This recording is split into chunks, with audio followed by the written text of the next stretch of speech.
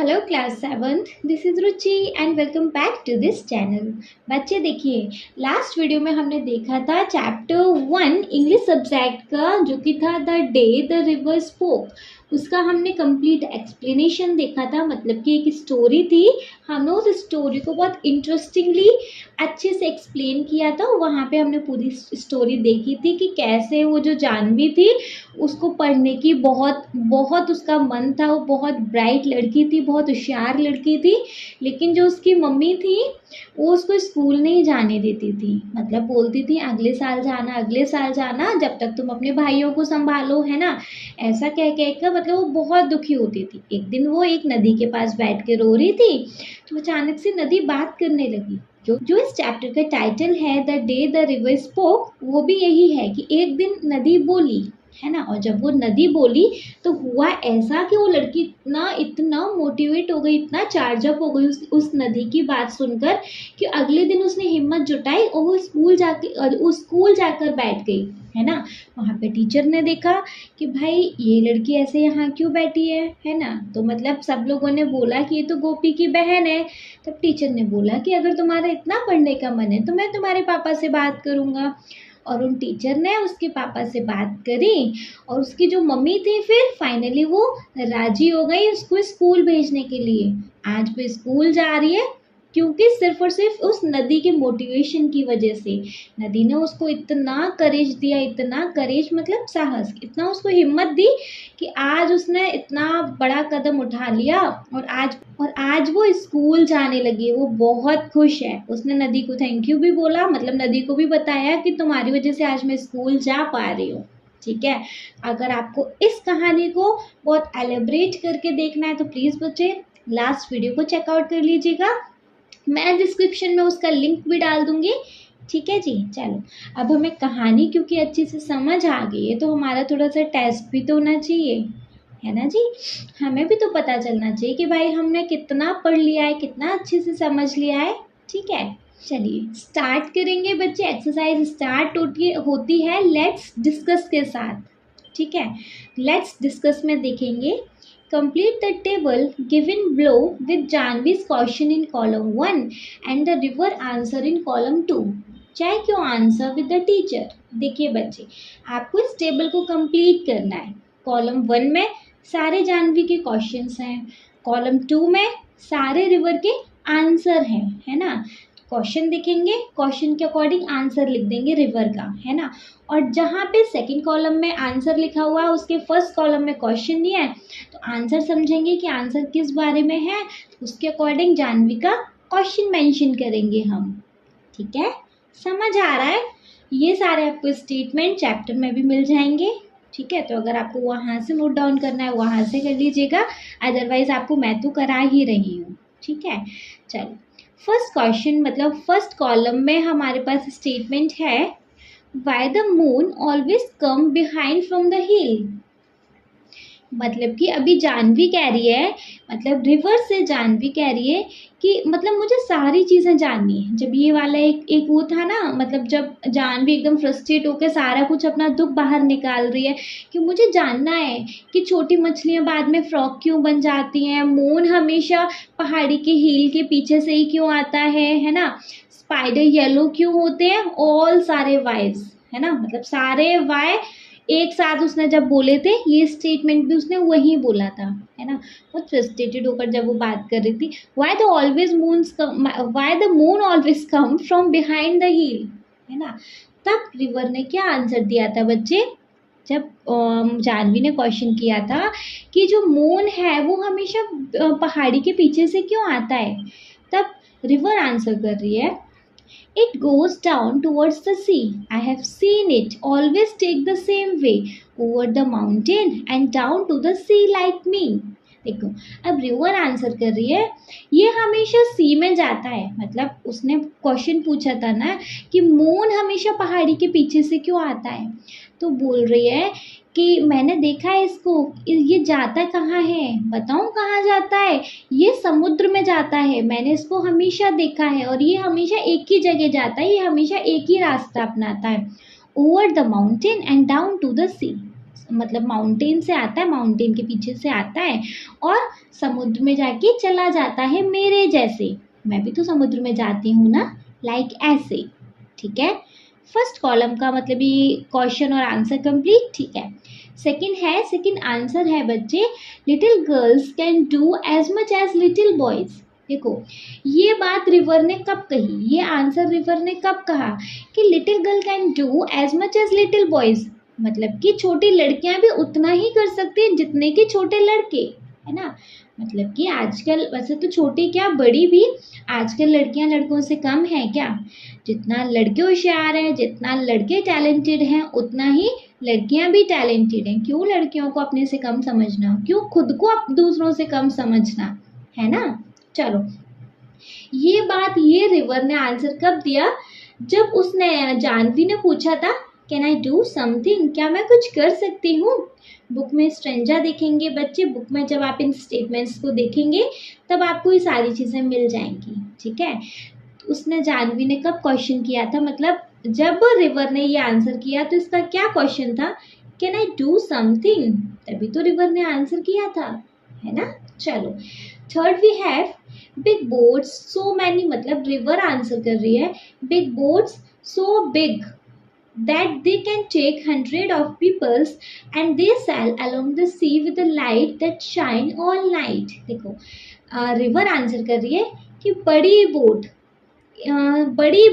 बहुत बड़ी, जो कि एक बार में अपने साथ 100 लोगों को अपने साथ लेके जा सकती है। मतलब उस बोट में एक बार में 100 लोग आ सकते हैं, है ना। वो समुद्र पे चलती है, लाइट्स चलती हैं उसमें, वो पूरी रात शाइन करती है ना। मतलब लाइट चलेंगी अंधेरे में तो वो शाइन करेगी। ठीक है, ये आंसर कब दिया था रिवर ने कि बड़ी बोट बहुत बड़ी, लाइक एस करके आंसर उसने रिवर ने कब दिया था, जब जाह्नवी ने क्वेश्चन किया था व्हाट आर शिप्स, शिप्स क्या होती हैं।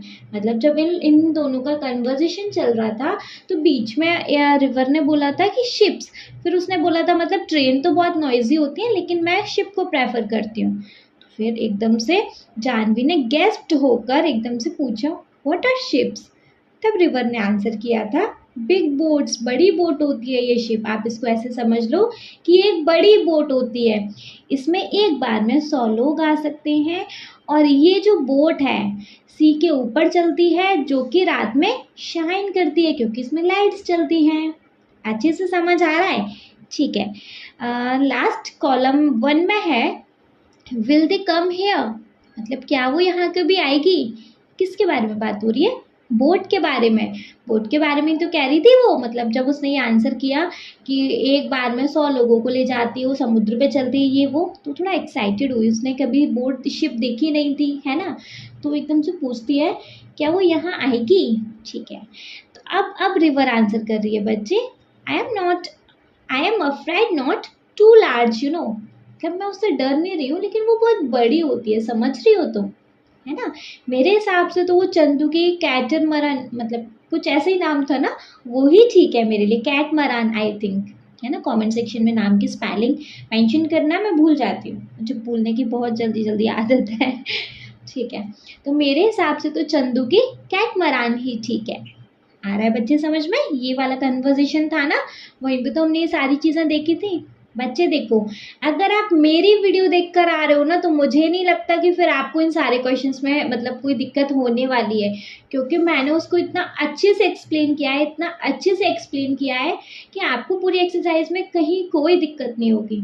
इसलिए प्लीज़ बच्चे लास्ट वीडियो को विजिट कर लीजिएगा, लास्ट वीडियो का जो एक्सप्लेनेशन है उसको ज़रूर ध्यान से देख कर आइएगा। ओके, चलो इतना समझ आ गया।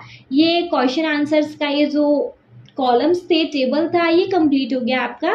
ठीक है, कंप्लीट हो गया तो भाई फिर नेक्स्ट देखेंगे। सो बच्चे next we have let us think and reflect, मतलब कुछ सोचते हैं और उसका फिर आंसर करते हैं जैसा भी होगा, है ना। चलो, so the first is read the extract given below and answer the question that follow. देखो हमें यहाँ पे एक एक्सट्रैक्ट दिया गया है, एक्सट्रैक्ट मतलब एक पैराग्राफ दिया गया है और हमें इस पैराग्राफ से बच्चे क्या क्वेश्चन आंसर्स को देखना है, मतलब जो भी दिए हुए होंगे उन क्वेश्चंस के आंसर करने हैं। वो सारे आंसर आपको बच्चे इसी पैरा में मिलेंगे। ठीक है, तो सबसे पहले हम एक बार पैराग्राफ रीड कर ले, है ना, फिर जो आंसर आएंगे हम फिर उनको फटफट पता लग जाएगा कि अच्छा ये वाला आंसर इस लाइन में है ना, इस लाइन में है ऐसा। ठीक है, you shouldn't cry, you know, the voice went on, तुम्हें रोना नहीं चाहिए, तुम्हें पता है, and you are really shouldn't be scared, well you have been coming here to see me every day, well almost every day, तुम्हें पता है तुम्हें रोना नहीं चाहिए और तुम्हें घबराना भी नहीं चाहिए, तुम्हें पता है तुम तो यहाँ रोज आती हो, तुम तो मुझे रोज देखती हो, फिर क्यों घबरा रही हो।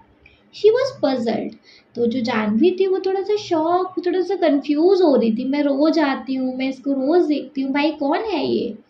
It was such a voice like the river, ये कुछ नदी जैसी आवाज लग रही है। It couldn't be the river, फिर मतलब इतना कह रही है को नदी जैसी आवाज लग रही है, फिर तुरंत बोलती है नहीं नहीं रिवर नहीं हो सकती। Well tell me all about it, अच्छा ठीक है अब तुम मुझे अपने बारे में सारा कुछ बताओ। सेड द रिवर, नदी ने कहा। For it was the river, मतलब उसको समझ में आ गया कि नदी ही बात कर रही है। I have got to hurry to reach the sea, you know, मतलब मुझे जल्दी से बता दो, मेरे पास ज़्यादा टाइम नहीं है क्योंकि मुझे समुद्र के पास पहुंचना है जल्दी से, तुम्हें पता है ना। ठीक है, इतना समझ आ गया समुद्र के पास क्यों पहुंचना है, क्योंकि बच्चे हर रिवर समुद्र में जाके मिलती है ना, मतलब एक बड़ी सी जो भी समुद्र वगैरह जो भी कुछ होते हैं वहाँ पे जाके मिलती हैं, है ना, लेकिन मेनली इस वाली रिवर को तो भाई समुद्र से ही मिलना है। समझ में आया इस एक्सट्रैक्ट में क्या है, अच्छे से आ गया ना बच्चे। ठीक है, आगे तो देखेंगे। फर्स्ट है हमारे पास complete the sentence with the correct option from those given in the brackets. Bracket में हमारे पास क्या है, ये कुछ दिया हुआ है, इससे हमें अपने सेंटेंस को कंप्लीट करना है। The tone of the river in the given extract is, देखो इस रिवर में जो मतलब इस पैराग्राफ में जो रिवर का टोन है, टोन मतलब बात करने का जो तरीका है वो कैसा है, अश्योरिंग है या सिंपैथेसाइजिंग है। सिंपैथेसाइजिंग मतलब बच्चे किसी को सिंपैथी देना, किसी को सहानुभूति देना, और अश्योरिंग मतलब किसी को अच्छे से दिलासा दिलाना, मतलब शांत मैं हूँ, मतलब शांत हो जाओ मैं हूँ ना तुम्हारे साथ, एक इस टाइप से।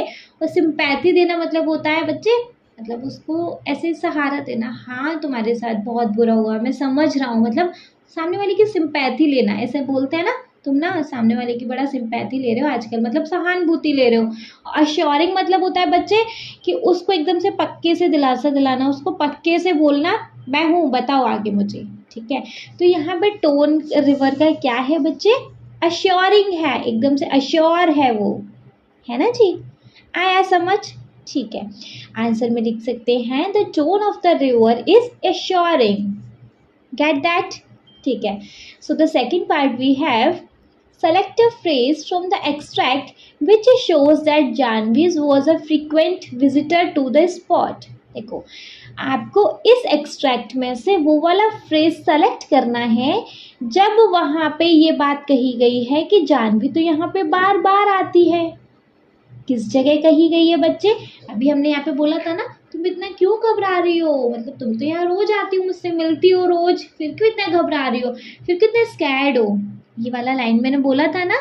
ठीक है, तो ये वाला लाइन बच्चे कहाँ पे बोला गया है, कहाँ पे बोला गया है, हाँ जी यहाँ से बोला गया है बच्चे, when have been coming here to see me every day, well almost every day, तुम तो यहाँ रोज आ रही हो जबकि, है ना, रोज मतलब रोज आ रही हो, फिर तुम मुझसे क्यों इतना घबरा रही हो।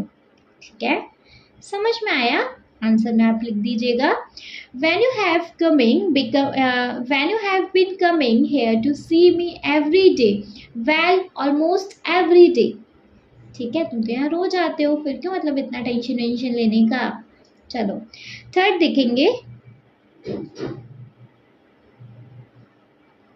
सो द बच्चे third we have the use of an exclamation mark at the end of the line, it couldn't be a rain, express। देखो exclamation mark क्या होता है बच्चे, एक विराम जैसा लगाया उसके नीचे डॉट लगा दिया, है ना। एक्सक्लेमेटरी मार्क क्या होते हैं, देखो इन मार्क को हम तब कुछ एक्सप्रेशन देने होते हैं ना, हम इन मार्क को तब लगाते हैं जैसे हमें कोई दुख भरी बात करनी है, हाउ सैड, मतलब जहाँ पे भी हमारे कोई भी एक्सप्रेशन हमको फील कराने हैं, एक्सप्रेस करने हैं, हम वहाँ पे एक्सक्लेमेटरी मार्क लगाते हैं। ठीक है, जैसे कि हाउ सैड, मतलब कितना दुख की बात है, एक्सप्रेशन दिया ना हमने। हाउ ब्यूटीफुल, कितना सुंदर है, एक्सप्रेशन दिया ना।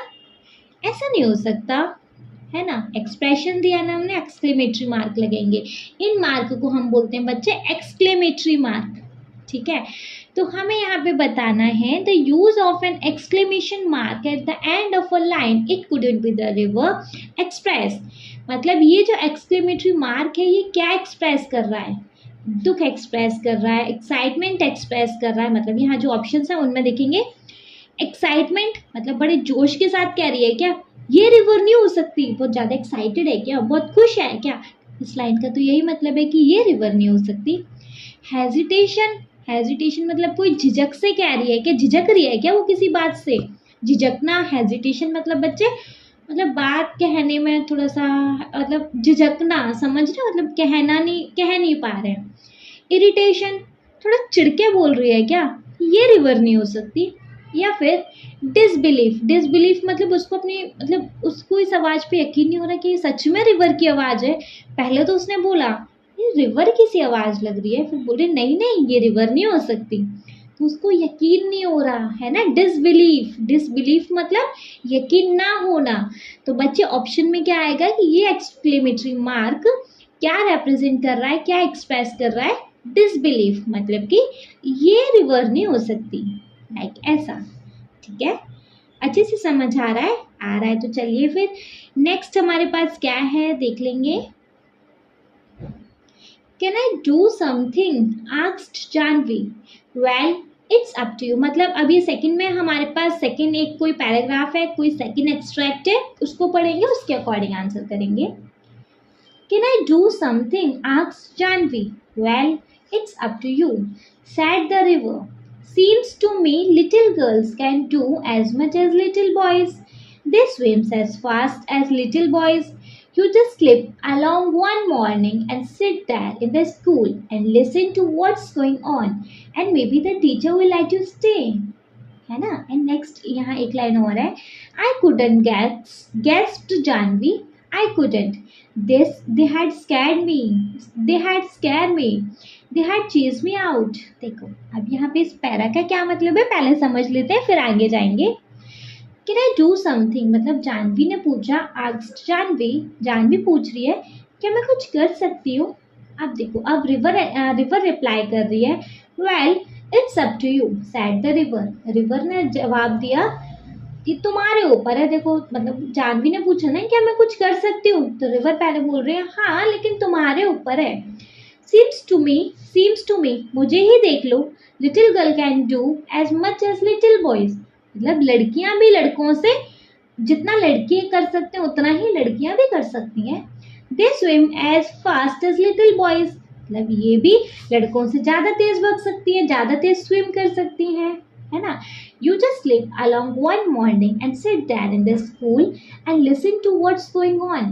तुमने एक काम करना, तुम एकदम से एक सुबह जल्दी जग कर स्कूल चले जाना, स्कूल जाके बैठ जाना और वहाँ सुनना कि वहाँ क्या हो रहा है। And may be the teacher will let you stay, हो सकता है कि टीचर तुमको वहाँ रुकने के लिए ही कह दे, है ना, हो सकता है ना कि वहाँ पे तुमको टीचर बोल दे कि तुम चलो बैठ ही जाओ जब तुम आ ही गए हो तो। ठीक है, आई कुडंट गैस्प्ड जानवी ने थोड़ा सा सांस थोड़ा सा लेके ऐसे बोलते ना, एकदम से ऐसे सांस सा लेके बोला नहीं मैं नहीं कर सकती। आई कुडंट, अगेन उसने बोला मैं नहीं कर सकती, नहीं मैं नहीं कर सकती। दे हैड स्कैर्ड मी, मुझे डराया उन्होंने तो। They had chased me out, उन्होंने मुझे बाहर ही निकाल दिया तो। ठीक है, ये स्ट्रेंजा हमारे पास है, मतलब कि ये पैराग्राफ, ये एक्सट्रैक्ट हमारे पास है। ठीक है, आंसर करेंगे complete the sentence with an appropriate reason, मतलब इस सेंटेंस को कंप्लीट करेंगे एक सही कारण के साथ। रीजन मतलब कारण के साथ, सही वजह के साथ इस सेंटेंस को कंप्लीट करेंगे। ठीक है, according to the river there was no difference between girls and boys, मतलब कि रिवर के हिसाब से लड़के और लड़की में कोई अंतर नहीं है। क्यों नहीं है भाई, आपको यहाँ बिकॉज बताना है ना। बताइए जी, क्यों कोई अंतर नहीं है? बच्चे हमारा कोई क्वेश्चन रह गया क्या? हाँ जी, हमारा एक क्वेश्चन रह गया है। चूज द मतलब क्वेश्चन 1 में 4th वाला पार्ट, कोई बात नहीं, उसको भी कंटिन्यू कर लेंगे, इसको देख लेते हैं पहले, है ना। बताइए जी, क्यों रिवर के अकॉर्डिंग लड़के और लड़की में कोई अंतर नहीं है? आप बताते नहीं हो, कोई क्वेश्चन छूट जाता है तो एक्चुअली गलती से छूट गया है, प्लीज बता दिया करो, ठीक है। आंसर में लिख सकते हैं, क्यों भाई साहब रिवर कह रही है कि लड़के और लड़की में कोई अंतर नहीं होता, क्योंकि वो देखती है, रिवर जो है वो देखती है कि उसके अंदर जितने छोटे लड़के जितने तेजी से स्विम करते हैं वैसे उतनी तेजी से लड़कियां भी स्विम करती हैं, है ना। वो सारी चीजें देखती है ना, कि जितना तेजी से लड़के स्विम कर रहे हैं उतना ही तेजी से लड़कियां भी स्विम कर रही है। तो इसके अकॉर्डिंग वो बोल रही है कि भाई मेरे अकॉर्डिंग तो फिर लड़के और लड़की में कोई अंतर नहीं है ना। तो आंसर में हम क्या लिख सकते हैं, little girl can do as much as little boys, छोटी लड़कियां भी उतना ही कर सकती हैं जितना लड़के कर सकते हैं। Like swimming as fast as them, मतलब जितना तेज लड़के स्विमिंग कर सकते हैं, जितना तेज लड़के स्विम करके आगे जा सकते हैं उतना तेज लड़कियां भी तो जा सकती हैं, है ना जी। इसका आंसर हो जाएगा ये, ठीक है। पहले क्वेश्चन 2 ही कंप्लीट कर ले, आफ्टर देन फिर क्वेश्चन 1 का जो रिमेनिंग वाला पार्ट बचा है उसको देख लेंगे, है ना बच्चे। चलिए नेक्स्ट देखेंगे, identify whether the following statement is true और फॉल्स। हमें पता करना है, हमें बताना है कि ये जो स्टेटमेंट है ये ट्रू है मतलब सही है या गलत है। क्लियर, चलो। The river encouraged Janvi to have faith in herself and fulfill her desire to go to school। देखो यहाँ जो रिवर है वो जानवी को एनकरेज कर रही है, मतलब जानवी को थोड़ा सा मोटिवेट कर रही है, आगे की तरफ पुश कर रही है, उसको थोड़ा समझा रही है। एनकरेज करना मतलब साहस देना, हिम्मत दे रही है रिवर जानवी को कि तुम खुद पर विश्वास रखो और तुम अपना ये जो तुम्हारा सपना है ना स्कूल जाने का, तुम उसको पूरा करो। क्या ये स्टेटमेंट ट्रू है? बताइए। मेरे हिसाब से तो फॉल्स है। क्या ही बात कर रहे हो मैम, ये ट्रू है, हमने ये कहानी बहुत अच्छे से पढ़ी है, हम पढ़कर आ रहे हैं। अच्छा जी, हाँ जी, तो ये स्टेटमेंट बिल्कुल ट्रू है कि जो रिवर है वो जानवी को हिम्मत दे रही है कि अपने आप पे थोड़ा तो यकीन करो, अपना डिज़ायर जो है, तुम्हारा जो इच्छा है ना स्कूल जाने की, जाओ उसको पूरा करो, हिम्मत रखो अपने ऊपर, है ना। तो सेकंड वाला पार्ट ये था। थर्ड वाला पार्ट देखेंगे बच्चे, choose the correct option to complete the sentence. यहाँ एक सेंटेंस है और इस सेंटेंस के बच्चे 4 और ये दिए हुए हैं, क्या बोलते हैं इनको, वर्ड्स दिए हुए हैं, इनके अकॉर्डिंग सेंटेंस को कंप्लीट करना है। फाइन कर लेंगे। When the river suggests Janvi shouldn't sleep alone, it means that she should move quickly, casually, quietly या confidently। अच्छा, स्लिप अलोंग का मतलब होता है चुप कर से, एकदम से, मतलब जब ये स्टेटमेंट बोला था ना जानवी को कि ना you just slip along one morning and sit there in the school, listen to what's going on, है ना। मतलब जब रिवर जानवी को समझा रही थी कि तुम एक काम करना, तुम्हारे ऊपर है भाई, है ना, तुम एक काम करना कि एक सुबह तुम चुपचाप से स्कूल पहुंच जाना, है ना। स्लिप अलोंग का मतलब है चुपचाप से, एकदम से शांति से, ठीक है, शांति से स्कूल पहुंच जाना, वहां जाके बैठ जाना, ठीक है, फिर देखना वहां सुनना क्या हो रहा है। तो यहाँ पे हम क्या आंसर दे सकते हैं, क्विकली। क्विकली मतलब होता है फटाफट, तो यहाँ पे स्लिप अलोंग का मतलब फटाफट हो सकता है क्या, कि यू शी शुड मूव फटाफट, तुम मतलब तुम्हें फटाफट जाना चाहिए स्कूल, नहीं। कैजुअली मतलब तुम एक काम करना, सुबह रोज स्कूल चली जाना, ऐसा भी नहीं बोला था। क्वाइटली, क्वाइटली मतलब चुपचाप से, हाँ जी, क्वाइटली बोला था, है ना। एंड डी वाला भी देख लेते हैं, कॉन्फिडेंटली, मतलब तुम एकदम से कॉन्फिडेंट होके स्कूल जाना। भैया उसमें तो कॉन्फिडेंट पहले ही नहीं था, वो तो कॉन्फिडेंट पहले ही नहीं थी, है ना, कॉन्फिडेंस तो नहीं हो सकता। कैजुअली रोज का भी नहीं बोला उसने, रोज का भी कोई ऐसा आइडिया नहीं दिया। क्विकली अभी चली जाओ, फटाफट चली जाओ, ऐसा भी कोई आइडिया नहीं दिया। उसने दिया था क्वाइटली, है ना, मतलब कि एक सुबह उठकर तुम चुपचाप से स्कूल चले जाना, वहां जाके बैठ जाना, देखना फिर क्या होता है, सुनना वहां जाके, हो सकता है कि टीचर तुमको वहां रुकने को ही कह दे, है ना। ठीक है, फोर्थ पार्ट देखेंगे, what does the repetition of the phrase I couldn't tell us. देखो यहाँ पे इस फ्रेज में मतलब यहाँ पे हमारे पास इस एक्सट्रैक्ट में नीचे एक लाइन है, I couldn't guess Janvi, I couldn't मतलब यहाँ आई कुडंट को 2 बार यूज किया है ना। तो इस आई कुडंट का मतलब क्या है, यहाँ पूछा जा रहा है कि ये आई कुडंट को बार बार रिपीट क्यों किया गया है, 2 बार रिपीट क्यों किया गया है। तो यहाँ पे जो आई कुडंट है ना वो क्या दिखा रहा है, जानवी का डर। मतलब हम कभी कभी किसी चीज़ के लिए डर जाते हैं ना, हमसे कोई कहता है भाई तू ये कर रहे और हमें उसमें डर लग रहा है, मतलब हालत ही ख़राब हो रखी है, क्या बोलेंगे, नहीं यार मेरे से नहीं भाई, मैं नहीं कर सकता। 2-3 बार उस चीज़ को रिपीट करते हैं ना, नहीं नहीं नहीं मेरे से नहीं होगा भाई, बिल्कुल भी नहीं, नहीं होगा, रिपीट कर रहे हैं ना, तो क्या बता रहे, हमें डर लग रहा है उस चीज़ से, है ना, हमारे अंदर इतना कॉन्फिडेंस नहीं है कि हम वो काम कर सकते हैं। ठीक है, चलो आंसर में क्या हो सकता है, it shows Janvi's fear, fear मतलब डर, है ना।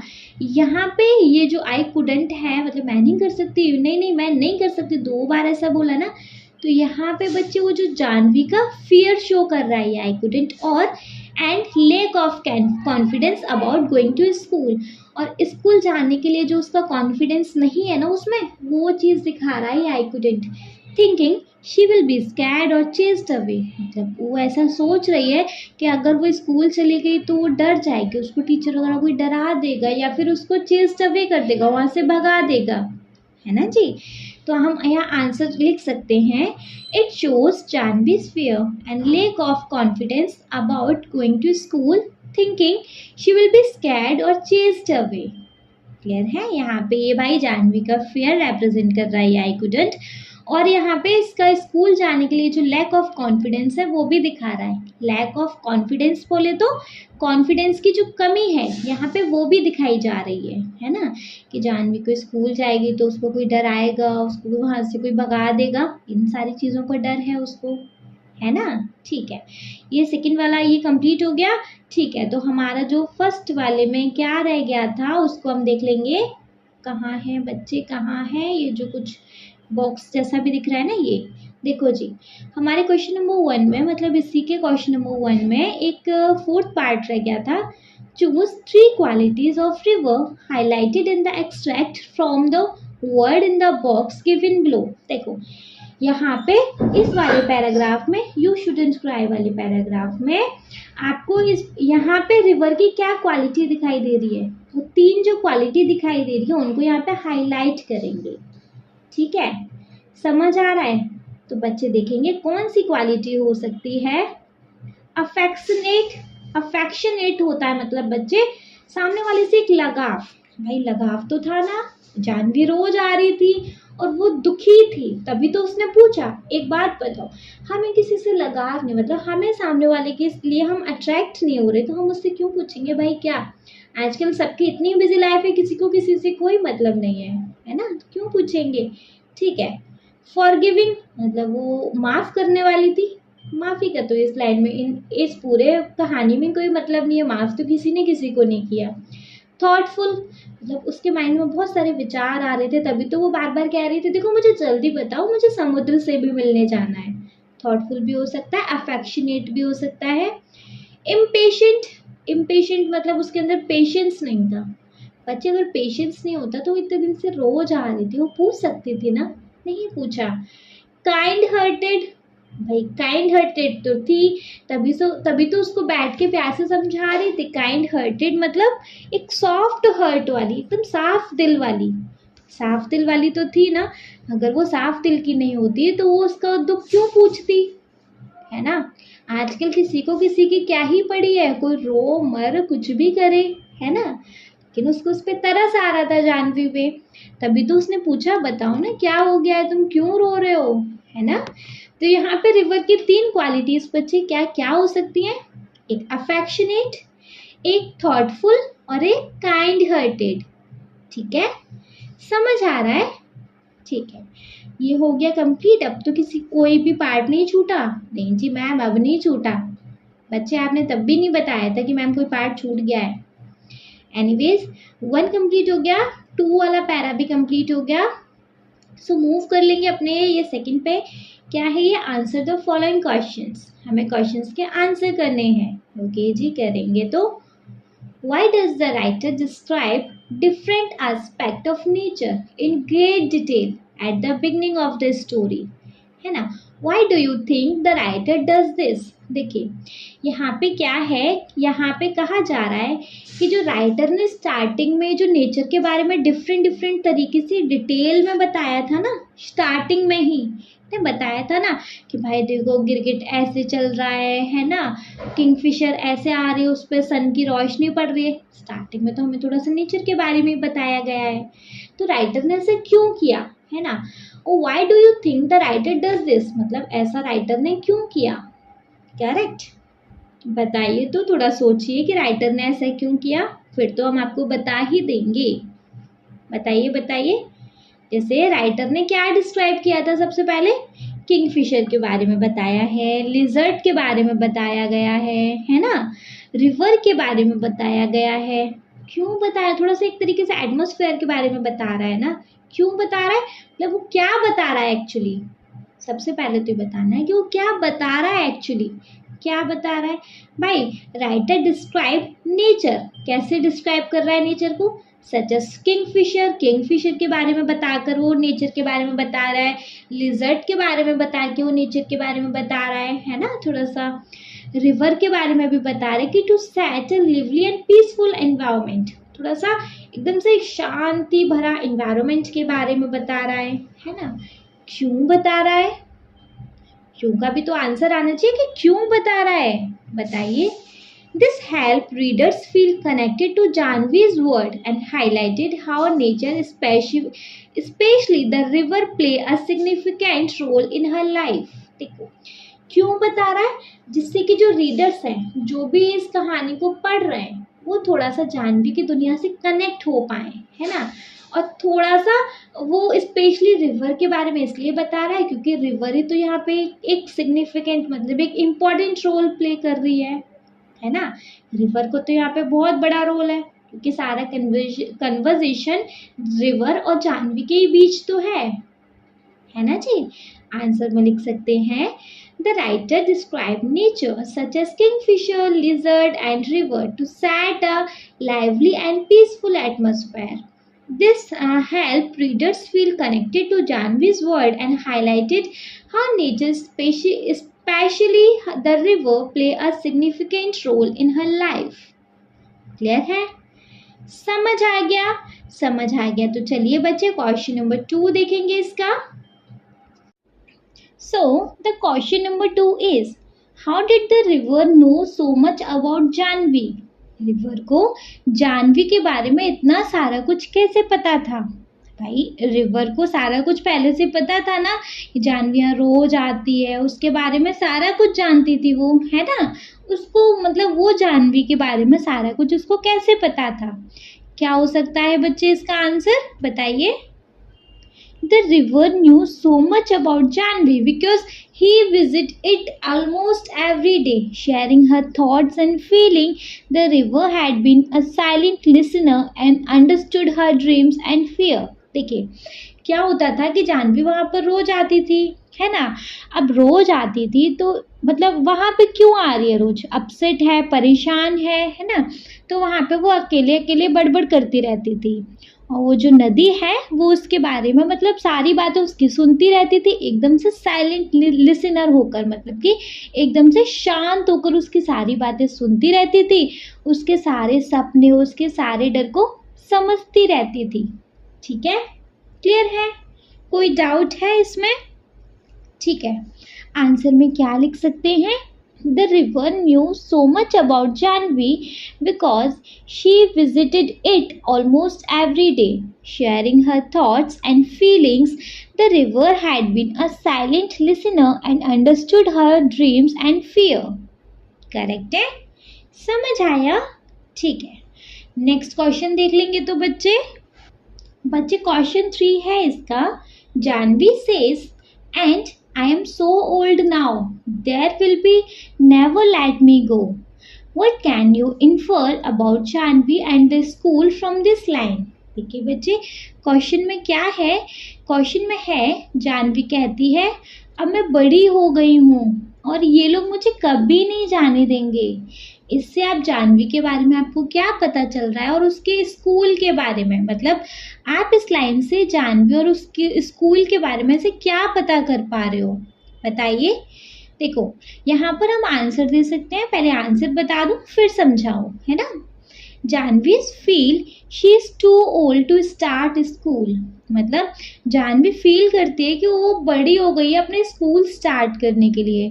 Since she is nearly 10 and has never been allowed to attend, मतलब जब वो 10 साल की भी थी ना, मतलब अब तो वो और बड़ी हो गई है, जब वो 10 साल की भी थी ना तब भी उसको स्कूल जाने के लिए अलाउ नहीं किया गया। She might believe that it's too late for her to start learning. अब उसको लगने लगा है कि अब थोड़ा लेट हो गया है, मतलब पढ़ाई करने के लिए अब लेट हो चुकी हूँ मैं, मुझे ये लोग कभी नहीं जाने देंगे। जब मैं 10 साल की थी इन लोगों ने तभी भी मुझे कभी नहीं भेजा, है ना। This suggests that school may not easily accept older children who haven't had the chance to study earlier.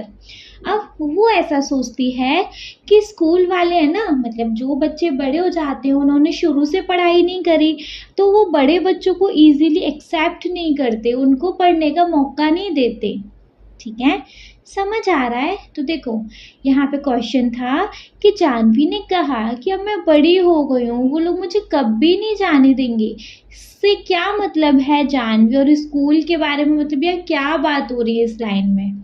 तुम बोल सकते हैं कि जानवी ऐसा फील करती है कि वो स्कूल जाने के लिए बहुत बड़ी हो गई है, उसको पहले ही स्कूल चले जाना चाहिए था, मतलब जब वो 10 साल की थी घर वालों ने तभी भी उसको नहीं भेजा और अब उसको ऐसा लग रहा है कि स्कूल जाने के लिए अब तो वो काफ़ी लेट हो चुकी है। अब तो स्कूल वाले भी उसको इजीली एक्सेप्ट नहीं करेंगे। क्यों नहीं करेंगे भाई, कुछ पढ़ी ही नहीं है वो शुरू से, है ना। शुरू से पढ़ी होती है तो वो उसको first class, second class, third class मतलब जैसे भी रख लेते, लेकिन वो बिल्कुल शुरू से ही नहीं पढ़ी तो वो छोटे बच्चों के साथ इतने बड़े बच्चे को कैसे मैनेज करेंगे, है ना। तो उसका ऐसा सोचना है कि अब तो स्कूल वाले भी मुझे इजीली एक्सेप्ट नहीं करेंगे क्योंकि अब मेरी एज निकल गई है, जो मतलब स्टार्टिंग वाली एज है, जिस एज में हमें स्कूल जाने स्टार्ट करना चाहिए वो तो मेरी एज निकल चुकी है। ठीक है, समझ आया। तो चलिए बच्चे इसका क्वेश्चन नंबर 4 देख लेंगे। Why did the river laugh when Janvi said she would be scared at school? Question में है कि रिवर क्यों हंसी जब जानवी ने कहा कि नहीं नहीं मेरे को स्कूल नहीं जाना, स्कूल वालों ने मुझे डराया, तो मतलब इस बात पे वो क्यों हंसी भाई। इसीलिए हंसी थी कि जानवी और स्कैर्ड। भाई जब जानवी सांप से नहीं डर रही है, ट्रेन से नहीं डर रही है, और जानवी मतलब किसी चीज़ से, वहाँ पे वो जो क्या बोलते हैं ग्रीन वाला लिजर्ड था उससे नहीं डरी, किसी चीज़ से नहीं डरी, तो वो स्कूल जाने से डरेगी। अब रिवर की नज़र में रिवर तो उसको बहुत बहादुर लड़की समझती है ना। रिवर को तो लगता है कि वो मतलब वो कोई भी खतरा मोल ले सकती है, मतलब किसी भी डेंजर को फेस कर सकती है। तो जब वो इन सारी चीज़ों से नहीं डर रही है, हालांकि उसको बाद में पता चला जानवी को कि यहाँ पर स्नेक भी है, पहले तो नहीं मालूम था, लेकिन रिवर सोच रही है जब वो स्नेक से नहीं डर रही है, ट्रेन से नहीं डर रही है, वो ग्रीन वाला लिजर्ड है उससे नहीं डर रही है, तो स्कूल जाने से डरेगी। तो जब उसने ये बात सुनी तो उसको हंसी आ गई, है ना। आंसर में बच्चे हम क्या लिख सकते हैं यहाँ पर, The river laughed, river हंसी, because it knew Janvi had already faced challenges in nature like lizards, snakes and train and had been brave. देखो रिवर को हंसी इसलिए आ गई क्योंकि वो जानती थी कि जो जानवी है अभी तक बहुत सारे चैलेंजेस फेस कर चुकी है नेचर के, जैसे उस लिजर्ड को, है ना, स्नेक को, ट्रेन को आई मीन ट्रेन क्या होती है ना। और वो उन सब से मतलब क्या एक बहादुर लड़की है, किसी से भी नहीं डरी। तो the river found it funny that she was scared of going to school. तो रिवर को थोड़ा सुनने में थोड़ा अटपटा सा लगा, उसको इस बात पे हंसी आई जब वो इन सारे जो एक्चुअली में खतरा है उससे तो डरी नहीं, स्कूल जाने से डरेगी। मतलब स्कूल जाने में उसको डर लग रहा है कि स्कूल वालों ने डराया तो, या मतलब बैठने नहीं दिया तो, है ना। which seems for less danger compared to what she had already encountered.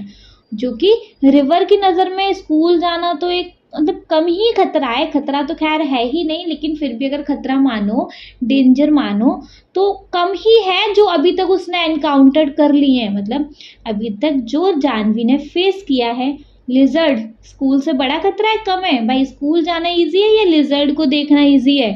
Lizard ने काट लिया तो, लिजर्ड ने कुछ भी हार्म कर दिया तो, स्नेक, अरे बाप रे, इससे तो स्कूल बेहतर है ना, है ना? तो जब वो इतने बड़े बड़े खतरों से नहीं डरी तो वो स्कूल जाने से डरेगी? थोड़ा सा इस बात को सुन के रिवर को हंसी आ गई, है ना? आंसर में बच्चे हम क्या लिख सकते हैं? The river laughed because it knew Janvi had already faced challenges in nature like lizards, snakes, and rain, and had been brave. The river found it funny that she was scared of going to school, which seemed far less danger compared to what she had already encountered. ठीक है, ये answer हम बच्चे note down कर सकते हैं इधर। ठीक है मैम, बिल्कुल कर सकते हैं।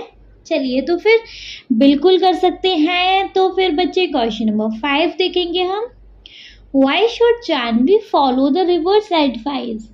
जब रिवर ने उसको एडवाइस करी कि देखो मैं तो कुछ नहीं कर सकती इसमें तुम्हारी हेल्प, लेकिन हाँ तुम अगर चाहो तो अपने लिए बहुत कुछ कर सकती हो। पूछा जानवी ने क्या कर सकती हूँ बताओ? उसने बोला था कि तुम एक काम करना, तुम ना एक दिन सुबह स्कूल जाके बैठ जाना, हो सकता है तुमको टीचर वहाँ बैठ ही जाने दे, है ना? रिस्क लेने में क्या जाता है? तो रिवर ने उसको ये एडवाइस किया था कि तुम एक दिन चुप करके स्कूल जाके बैठ जाना, हो सकता है कि टीचर है ना वो तुमको अलाउ ही कर दे कि चलो तुम आ जाए करो या कुछ भी ऐसा, है ना? तो ये थी रिवर की एडवाइस। अब इस एडवाइस को बच्चे जानवी ने क्यों माना बताइए? देखो जानवी ने इसलिए माना क्योंकि जो रिवर थी ना वो उसको बहादुर बनाने की एडवाइस दे रही थी, और जो रिवर थी ना वो उसको अपने लक्ष्य की तरफ पहला कदम रखने के लिए कह रही थी, वो उसको अपने आप पे विश्वास रखने के लिए कह रही थी। और ये सारी चीज़ें तो वो भी समझ रही थी जानवी कि हाँ ये सारी बातें तो मेरे हित में ही है, मतलब मेरे पक्ष में ही है ना जी? ठीक है, तो आंसर में बच्चे हम ये क्या लिख सकते हैं? Janvi should follow the river's advice because it encourages her to be brave, take the first step towards her goal, and believe in herself. Janvi ने रिवर की एडवाइस बच्चे इस करके मानी क्योंकि जो रिवर थी ना वो उसको बहादुर बनाने के लिए थोड़ा सा साहस दे रही थी, है ना? जो रिवर थी ना वो उसको उसके गोल की तरफ पहला कदम रखने के लिए कह रही थी। गोल मतलब हमारा जो भी लक्ष्य है, हमारा जो भी ड्रीम है ना? And believe in her self, अपने आप पे विश्वास रखने के लिए कह रही थी। This can help achieve her dream of going to school despite her fear. देखो ये जो सारी चीज़ें जो रिवर की थी, मतलब जो रिवर एडवाइस कर रही थी, ये सारी चीज़ें उसको उसके ड्रीम को मतलब अचीव करने के लिए काम आ रही थी, डर की बजाय, है ना? मतलब डरा नहीं रही थी, वो उसको क्या कर रही थी, थोड़ा सा मोटिवेट कर रही थी, थोड़ा सा उसको चार्ज अप कर रही थी, जो कि उसको स्कूल जाने के लिए हेल्प कर सकती थी। ठीक है, इसीलिए जानवी ने रिवर की एडवाइस को माना। Answer, Janvi should follow the river's advice because it encourage her to be brave, take the first step towards her goal, and believe in herself. This can help her achieve her dream of going to school despite her fear. Correct? समझ आ गया? आ गया तो चलिए बच्चे next question देखेंगे। So the next question we have, how does the conversation between Janvi and the river make the story more appealing? देखिए जो जानवी और जो रिवर की कन्वर्जेशन है वो इस कहानी को मोर इंटरेस्टिंग मतलब मोर अपीलिंग कैसे बनाता है बताओ? मतलब मोर अपीलिंग बोले तो थोड़ा सा मोर इंटरेस्टिंग।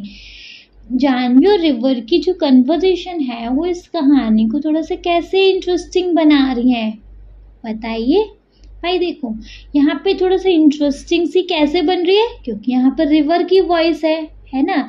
जो कि पहली बात तो रिवर्स बोलती नहीं है, क्योंकि यहाँ रिवर बोल रही है तो भाई इंटरेस्ट तो वैसे ही बन गया, है ना? और वो भी जो बोल रही है वो एकदम मतलब अच्छी बात बोल रही है ना, जो कि इस कहानी में एक जादू की तरह काम कर रहा है। आपने कहीं रियलिटी में सुना कि रिवर बोलती है? और मैं आपसे कहूँ यार मैं तुझे एक कहानी सुनाऊं जहाँ पे रिवर बोलती है, तो रिवर बोलती भी है? सुना तो जरा कैसे बोलती है, क्या बोलती है, तो हमें भी तो पता चले, है ना। और जहाँ यहाँ पर जो रिवर का कैरेक्टर भी है ना, वो भी ऐसा वैसा नहीं है, मतलब बोल भी रही है तो ऐसा वैसा कुछ भी अंटी शंटी नहीं बोल रही है तो वो सामने वाले को एनकरेज कर रही है, मतलब कि सामने वाले को मोटिवेट कर रही है आगे बढ़ने के लिए, है ना। जो कि कहानी में जो कहानी सुन रहे हैं उनको इस चीज़ में मतलब रोक के रखेगा, मतलब अच्छा ऐसा हो रहा है, अच्छा ऐसा हो रहा है, लाइक ऐसे।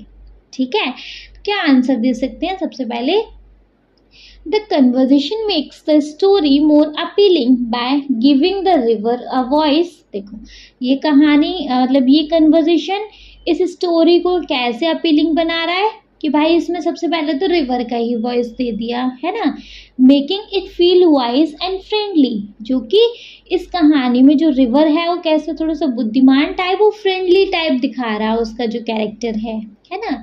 This adds a magical element to the story. यहाँ कहानी के अंदर जादू की तरह काम किया है इस चीज़ ने, है ना। As the river become a character that support and encourage Janvi, keeping the readers engage. और जो रिवर का कैरेक्टर है वो कैसा दिखाया गया है, थोड़ा सा सपोर्टिव, जो कि जानवी को एनकरेज कर रहा है आगे बढ़ने के लिए, जो कि रीडर्स को, रीडर मतलब जो इस कहानी को रीड कर रहे हैं, जो कि इन रीडर्स को अपने आप में इंगेज करके रखेगा। करेक्ट? आया समझ? आई नो बच्चे, मुझे पता है आप लोगों को अच्छे से समझ आ रहा होगा क्योंकि आप कहानी को इतना अच्छे से सुन समझ के आए हो, है ना। चलो क्वेश्चन नंबर 7 देख लेंगे। What is the main message that the writer intend to convey? देखो अब यहाँ पे आपने पूरी कहानी पढ़ी कि कहानी में क्या हुआ, कैसे हुआ। वो जानवी पढ़ना चाहती थी, पढ़ने नहीं दे रहे थे उसके घर वाले। रिवर ने कहा मतलब जानवी को थोड़ा सा मोटिवेट किया और आफ्टर देन वो उसने अपना पहला कदम रख लिया, है ना, अपने गोल को अचीव करने के लिए। तो इस कहानी में सारा कुछ है ना। तो अब इस कहानी में अब इस कहानी को मतलब कि जिस राइटर ने लिखा है वो आपको इस पूरी कहानी के थ्रू क्या बताना चाहते हैं? बताइए क्या बताना चाहते हैं। देखो तो जो राइटर है वो इस कहानी के थ्रू क्या बताना चाहते हैं कि जो हमारे जो सपने हैं, सपने के बीच में बहुत रुकावट आती है। हमने कोई भी ड्रीम देखा, ठीक है, लाइक आप लोग अभी छोटे हो, आप लोग सोच रहे हो कि हमें बड़ा हो कि ये बनना है ना। लेकिन आपको कुछ भी बनना हो, कुछ भी बनना आसान नहीं है, कुछ भी बनना आसान नहीं है। आपको कुछ भी बनना है उसके लिए आपको हार्ड वर्क करना पड़ेगा, है ना। XYZ कुछ भी बनना चाह रहे हो तो हार्ड वर्क करोगे तो बहुत बारी ऐसा होगा कि आपका मन नहीं करेगा। सबसे पहले तो पढ़ाई ही करनी है, सबसे पहले तो पढ़ाई में ही आपको टॉप करना है, आगे का तो बाद में देखेंगे, है ना। तो कितनी बारी ऐसा नहीं होता होगा, लेट सपोज चलो आगे क्या बनना उसको छोड़ो, अभी आप में से बहुत लोग ये सोच रहे होंगे हाँ मैं इस साल अपने क्लास 7th में ना टॉप करना है। टॉप करने के लिए भी टॉप करना भी इजी नहीं है। टॉप करने के लिए क्या, हार्ड वर्क करना पड़ेगा। हार्ड वर्क क्या, जम के अच्छे से पढ़ाई करनी पड़ेगी, है ना। और पढ़ाई करने के लिए कितनी बार न जाने ऐसा होगा कि आपका माइंड भटकेगा, आज नहीं पढ़ते, अच्छा थोड़ा सा रेस्ट ले लेते हैं, अच्छा थोड़ा सा फ़ोन चला के फिर पढ़ते हैं। और कभी कभी ऐसा होगा जैसे तैसे आपका पढ़ने का मन करेगा तो भाई साहब बुक में से कुछ समझ नहीं आएगा, सब पढ़ाई समझ नहीं आएगी। अरे यार ये कैसा क्वेश्चन है, ट्राई करोगे नहीं आ रहा, अरे चल छोड़ जाने दे, हो जाएगा। मतलब कि आपके सामने कितने सारे ऑब्स्टेकल्स आ रहे हैं, है ना, कितने सारे आ रहे हैं, है ना। ये सारे क्या है, आपके बैरियर्स हैं, मतलब आपको ये सारी चीज़ें पढ़ने से रोक रही हैं, ठीक है। तो हमें बच्चे अपने लक्ष्य को, अपने गोल को अचीव करने के लिए हार्ड वर्क तो करना पड़ेगा। और हार्ड वर्क के बीच में जितने भी बैरियर्स आएंगे उनको फेस करके आगे बढ़ना पड़ेगा, ठीक है। तो ये जो राइटर है इस कहानी के थ्रू हमें ये कन्वे करना चाहता है। क्लियर? समझ आया तो चलिए फिर आंसर देखेंगे। The main message is that with courage and determination. इस कहानी का मेन मैसेज क्या है, साहस और दृढ़ निश्चय, डिटर्मिनेशन बोले तो दृढ़ निश्चय, एकदम से दृढ़ निश्चय कर लेना। Anyone can overcome obstacles and achieve their dream, अगर कोई भी अपने ऑब्स्टैक्टिकल्स मतलब कि अपनी रुकावटों को पार करके अपने ड्रीम की तरफ बढ़ जाता है।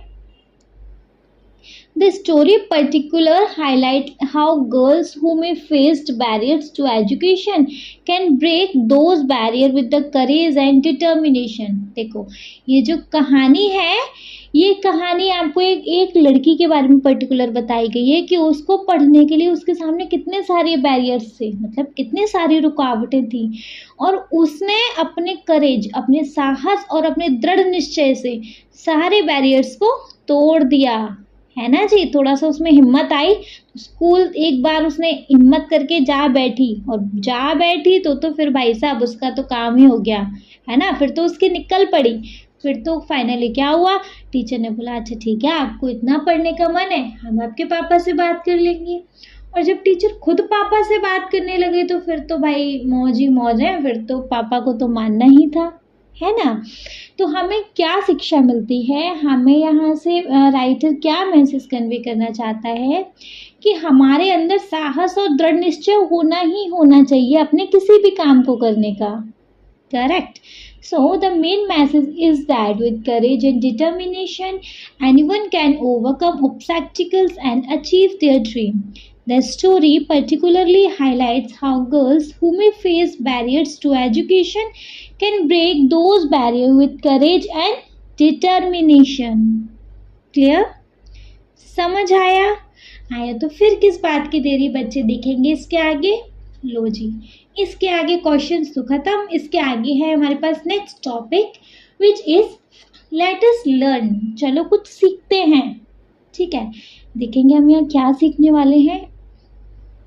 You have learned that naming words are called noun and only proper nouns begin with a capital letter। देखो हम अभी तक ये चीज़ जानते हैं कि जो नेमिंग वर्ड्स हैं उनको हम नाउन कहते हैं, है ना।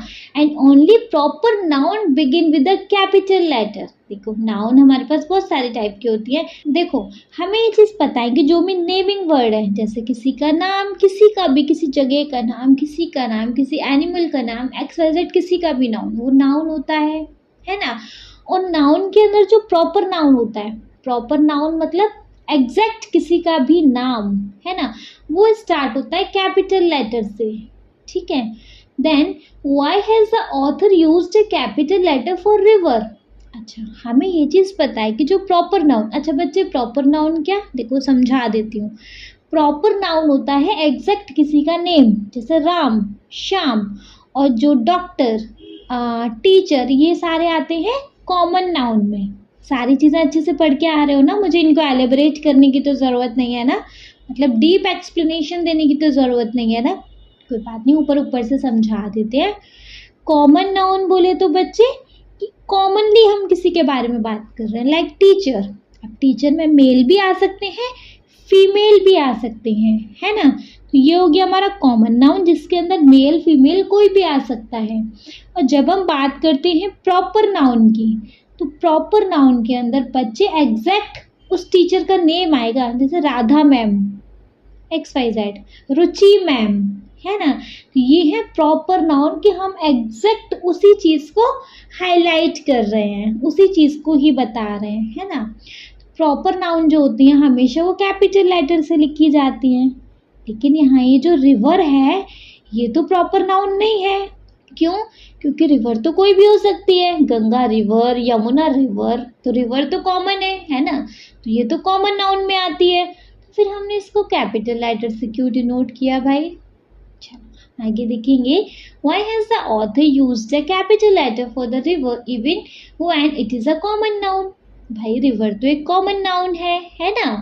तो क्यों है कॉमन नाउन? क्योंकि ये कॉमन है, इसके अंदर यमुना नदी, गंगा नदी, सरस्वती नदी हो, न जाने कौन कौन से रिवर सारी शामिल है ना। ये तो कॉमन नहीं है, तो फिर इसको फिर प्रॉपर नाउन से क्यों डिनोट किया, इसको फिर कैपिटल लेटर से क्यों लिखा। चलो नीचे क्लू भी है। Here has the river been given quality of human being? मतलब ऐसा तो नहीं कि मतलब यहाँ ये जो रिवर है इसके अंदर ह्यूमन क्वालिटी वाली बात है, और ह्यूमन मतलब कोई भी एक पर्टिकुलर, आप रिवर को अब एक इंसान समझ लो, किसी एग्जैक्ट इंसान के बारे में बात हो रही है, तो ऐसा तो नहीं इसलिए यहाँ पे इसको मतलब कि प्रॉपर नाउन डिनोट कर दिया हो, जबकि जबकि रिवर एक कॉमन नाउन होता है ना। तो देखेंगे the author use a capital letter for river because it is given human quality like talking, laughing and giving advice and make it is a character like a person। अब देखो यहाँ पे इसको एज ए प्रॉपर नाउन बच्चे क्यों बताया गया है, क्योंकि यहाँ पे जो रिवर है ना इसको एक पर्सन की तरीके से दिखाया गया है। अब रिवर समझ लो उस पर्सन का नाम है ना। क्यों है भाई, क्योंकि इसके अंदर ह्यूमन वाली क्वालिटी है। एक्चुअली में रिवर अगर कॉमन नाउन है तो फिर तो इसको बोलना भी नहीं चाहिए, हंसना भी नहीं चाहिए, एडवाइस भी नहीं देनी चाहिए, लेकिन यहाँ तो ये इंसानों की तरह सब कुछ कर रही है ना। तो एग्जैक्ट अगर हम एक इंसान की बात करें, लाइक मैं रुचि इंसान है, मैं एक प्रॉपर नाउन हूँ, है ना। अगर मैं बोलती गर्ल्स, तो गर्ल्स के अंदर तो कितनी सारी 1700 गर्ल्स आती हैं, आई मीन 1700 से भी ज़्यादा, लेकिन समझ गए ना, कितनी सारी गर्ल्स आती हैं। फिर गर्ल एक कॉमन नाउन, गर्ल्स में एग्जैक्ट किसी का नेम प्रॉपर नाउन। तो यहाँ पे हम इसको एक पर्सन समझ रहे हैं जिसमें रिवर उसका एक प्रॉपर नाउन है, और प्रॉपर नाउन को हमेशा से कैपिटल लेटर से ही डिनोट करते हैं। समझ गए सर और मैम, बोथ ऑफ यू समझ गए ना। ओके, सो मूव करेंगे अपने क्वेश्चन नंबर 2 पर। There are a few words related to the sound in the text. Pick the word from the text and write them next to the correct definition. देखो जैसे कि यहाँ पे कुछ words दिए गए हैं, मतलब कि यहाँ पे आपको एक तरीके से मीनिंग दिया गया है, हमें एग्जैक्ट अपने टेक्स्ट में से उठा के क्या करना है भैया, इस मीनिंग का एग्जैक्ट नेम लिखना है। जैसे देखो, made a high pitches piercing sound, बताइए जी, मतलब कि यहाँ पे बोला गया है कि मतलब बहुत तेज वाली आवाज़, एकदम तेज पिच वाली आवाज़। एक्चुअली वो तोते करते हैं, यहाँ पे तोते के बारे में बताया जा रहा था कि ये तो रिवर नहीं हो सकती क्योंकि ये तो बहुत धीमी, मतलब ये तो पैरेट नहीं हो सकता है क्योंकि इसकी बहुत धीमी आवाज़ है जिसकी आवाज़ आई है, और पैरेट की आवाज़ तो बहुत तेज होती है ना। तो उस हाई पिचेस पर्शिंग साउंड को हम क्या बोलते हैं बच्चे, श्राइड। बुक में पढ़ा था ना, बहुत अच्छे से पढ़ा था ना, मैं एक एक वर्ड्स को अच्छे से समझा रही थी। बच्चे आपको ये सारी चीज़ें तो तभी पता चलेंगी जब आप अच्छे से क्या देख लोगे, इस स्टोरी का explanation. Find, so the next we have to cause liquid to strike और फॉल ऑन समथिंग। इसको क्या बोलते हैं बच्चे, मतलब एक लिक्विड जो कि किसी चीज पर गिरता है वैसे टप टप करके आवाज करता है। स्टार्टिंग में हमने इस चीज को किसके बारे में देखा था, आंसू के बारे में। आंसू एकदम से स्प्लैश्ड हुआ था ना, स्प्लैश्ड मतलब एकदम से नीचे की तरफ गिरना, एकदम टप करके आवाज करती है, वो लिक्विड जैसा कुछ होना चाहिए, है ना। उसको हम क्या बोलते हैं बच्चे, स्प्लैश्ड। क्या बोलते हैं, स्प्लैश्ड। ठीक है, चलो now the third we have a low continuous background noise, मतलब धीमे धीमे बैकग्राउंड में थोड़ी थोड़ी धीमे धीमे वाली नॉइज आना, वो क्या होती है बच्चे, मरमरिंग, मतलब कि फुसफुसाना टाइप, है ना। एक ऐसी आवाजें आ रही थी ना, थोड़ा फुसफुसाने टाइप, मरमरिंग टाइप आवाज। ठीक है, so the fourth we have cry with loud uncontrollable gasp. इसको क्या बोलते हैं, मतलब कि बहुत तेजी से रो के, मतलब ऐसा हो रहा था ना जब वो बात कर रही थी, बात करते करते बोल रही थी, मतलब बहुत तेज चिल्ला के बोल रही थी, वो तो मुझे प्यार करती ही नहीं है, वो तो बस, फिर एकदम से चुप हो गई, है ना। तो फिर उसको क्या बोलते हैं बच्चे, सॉब। क्या बोलते हैं, सॉब। ये सारे वर्ड्स आपके पैराग्राफ में, आपकी स्टोरी में अच्छे से आए हैं, सो मुझे पता है कि आपके सारे वर्ड्स अच्छे से पता भी होंगे। ठीक है, now fifth we have to make a soft dry sound like paper or leaves moving, मतलब एक सॉफ्ट, एक ड्राई सूखी सी साउंड लाइक पेपर या लीफ मूविंग, क्या बोलते हैं इसको, रसल, है ना। वो जो बैम्बूस के बारे में बात हो रही थी, तो बैम्बू क्या रसल करते थे, मतलब लाइक सूखी सी आवाज टाइप ऐसी, है ना। चलो, fifth, took a short quick breath through the mouth due to surprise pain or shock. एकदम से तो छोटी सी ऐसे सांस सी धक सी नहीं लेते हैं, है ना, मतलब मुंह से जब ऐसे सांस लेते हैं तो कभी सरप्राइज हो गई या कभी कुछ दर्द हुआ ऐसे करके लेते हैं, है ना, या शॉक्ड में, उसको क्या बोलते हैं, उस ब्रेथ को गैस्प्ड। करेक्ट, इजी है ना बच्चे, देखो कितना इंफॉर्मेटिव चीज़ें हैं, ये सारी चीज़ें आपके आगे काम में आएंगी, है ना। चलो, shaking rapidly to make continuous shots sharp sound, मतलब बहुत तेजी से, मतलब कंटिन्यूस बहुत तेजी से आवाज़ करना, लाइक शेकिंगली आवाज़ करना, बहुत तेज वाली आवाज़ करना, क्या बोलते हैं उसको, रैटलिंग। जो कि ट्रेन के बारे में बात हो रही थी कि ट्रेन रैटलिंग करती है, कैसे, बहुत तेजी से, मतलब शेकिंग वाली आवाज़। ट्रेन की आवाज़ कैसे होती है, चुक चुक चुक चुक चुक चुक, वो बहुत तेज भी होती है ना, उसको हम बोलते हैं रैटलिंग। करेक्ट, बोलोगे मैम आप तो गई, आपकी तो कोई नहीं बोलेगा लेकिन ऐसा। चलो, making a lot of noise, बहुत ज़्यादा आवाज़ करने वाली को क्या बोलते हैं, नॉइजी, जो कि ट्रेन है ना, कहानी में ट्रेन ही तो है। चलो, ninth we have made a long high cry usually because of pain और सैडनेस, बहुत तेजी से रोना चिल्लाना, दर्द या किसी दुख की वजह से, उसको क्या बोलते हैं, वेल्ड। ठीक है, समझ आ रहे हैं, आई नो आ ही रहे होंगे, है ना, उम्मीद कर रही हूँ आ ही रहे होंगे। चलिए, now next, now filling the blanks with the suitable words from exercise second. So exercise second में हमारे पास बच्चे कुछ वर्ड्स हैं, एक्सरसाइज सेकंड का है, यही तो है, मतलब ये सारे वर्ड्स जो अभी हमने मतलब लिखे हैं ना, मतलब सारे वन वर्ड्स ही तो लिखे हैं हमने इन सारे क्वेश्चंस के, तो यही सारे वर्ड्स बच्चे अब हमें कहाँ भरने हैं, इन इसी वाले पैराग्राफ में भरने हैं। ठीक है, जैसे कि the classroom grew dash as the student notice the teacher carrying the answer paper. देखो, क्लासरूम बहुत ही कैसा हो गया जब बच्चों ने देखा कि टीचर आज आंसर पेपर लेकर आ रही है ना, मतलब आपके सामने से टीचर आ रही है, उसके हाथ में आंसर शीट्स हैं, देखते ही क्या एकदम से हल्ला उल्ली नहीं होने लग जाता, तो एकदम से क्लासरूम कैसा हो गया है बच्चे, नॉइजी।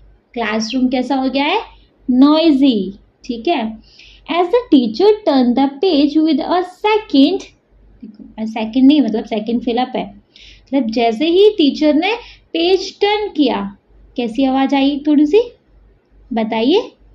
यहाँ पे फिफ्थ वाला अभी एक फिलअप देखा था ना, मतलब ये वन वर्ड देखा था ना, to make a soft dry sound like paper of leaf moving, मतलब पेपर टर्न किया तो कैसी आवाज आई, रसल टाइप की, है ना, तो पेपर की आवाज कैसी आई, रसल।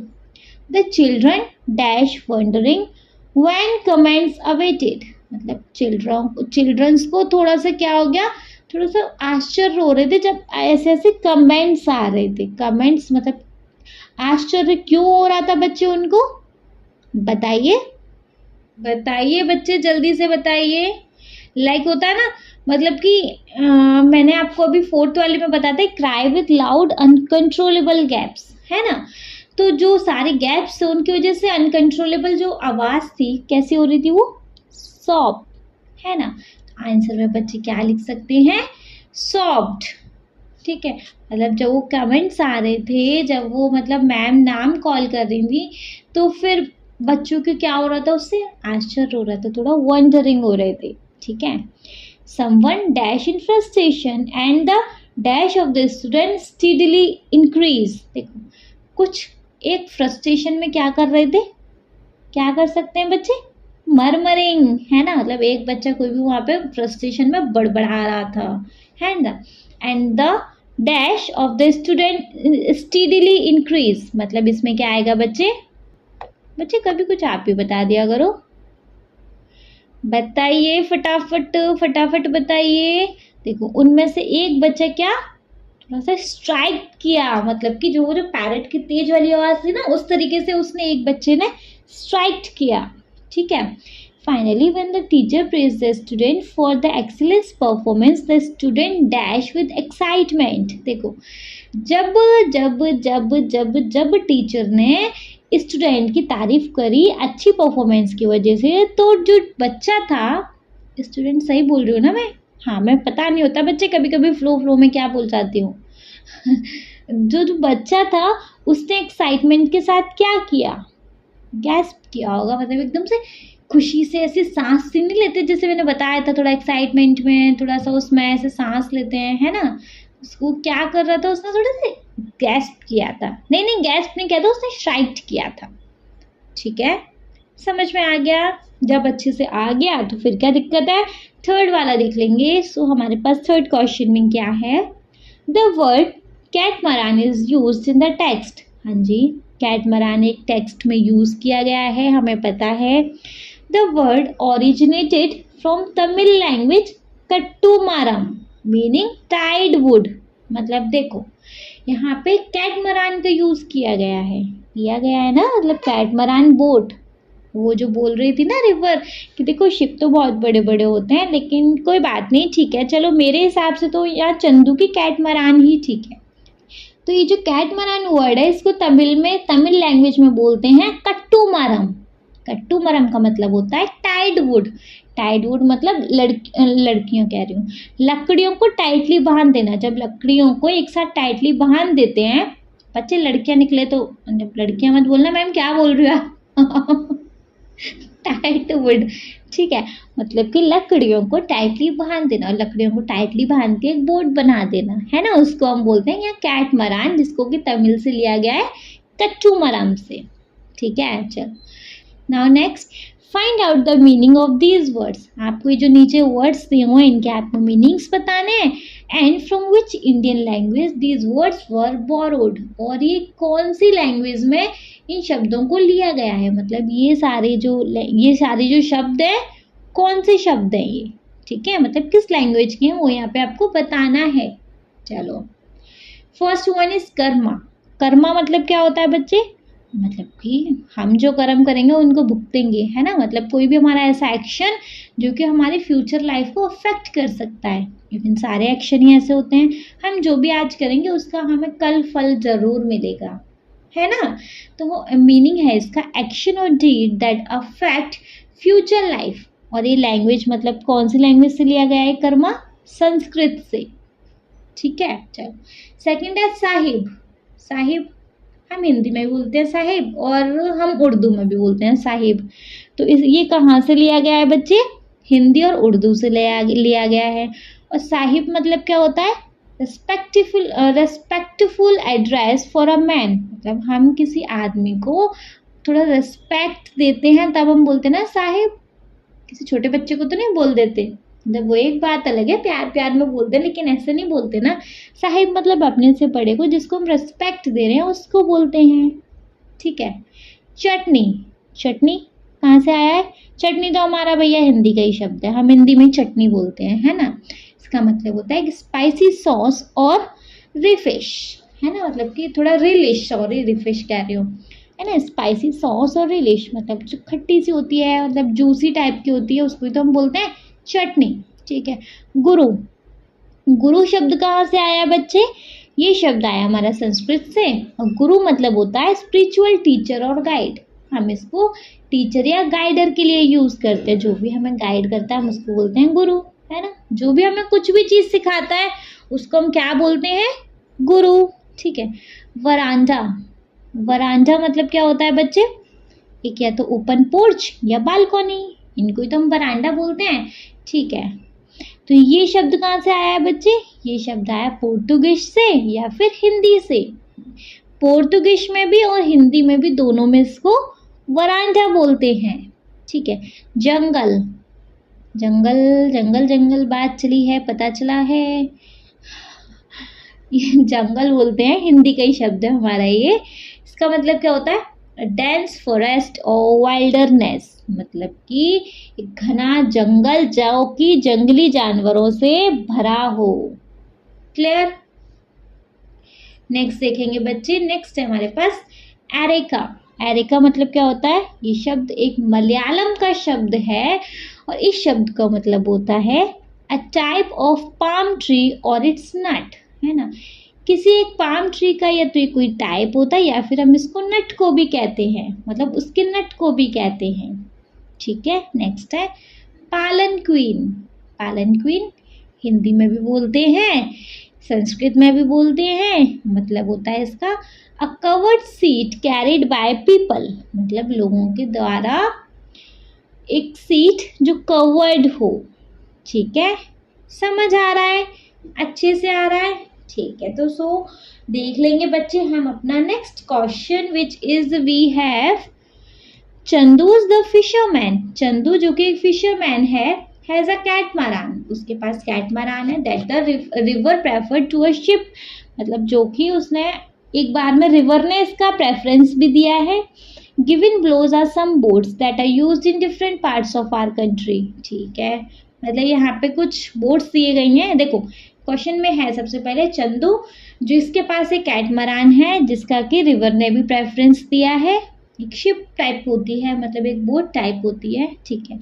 यहाँ पे हमारे पास कुछ बोट्स हैं जिनका क्या डिफरेंट डिफरेंट कंट्रीज में कुछ कुछ यूज होता है, ठीक है। जैसे कि देखो सबसे पहले बच्चे हमारा कनॉय है ना, मतलब ये सारी बोट्स दी गई हैं और इसके आगे देखो बच्चे क्या लिखा होता है, which one would you like to travel in.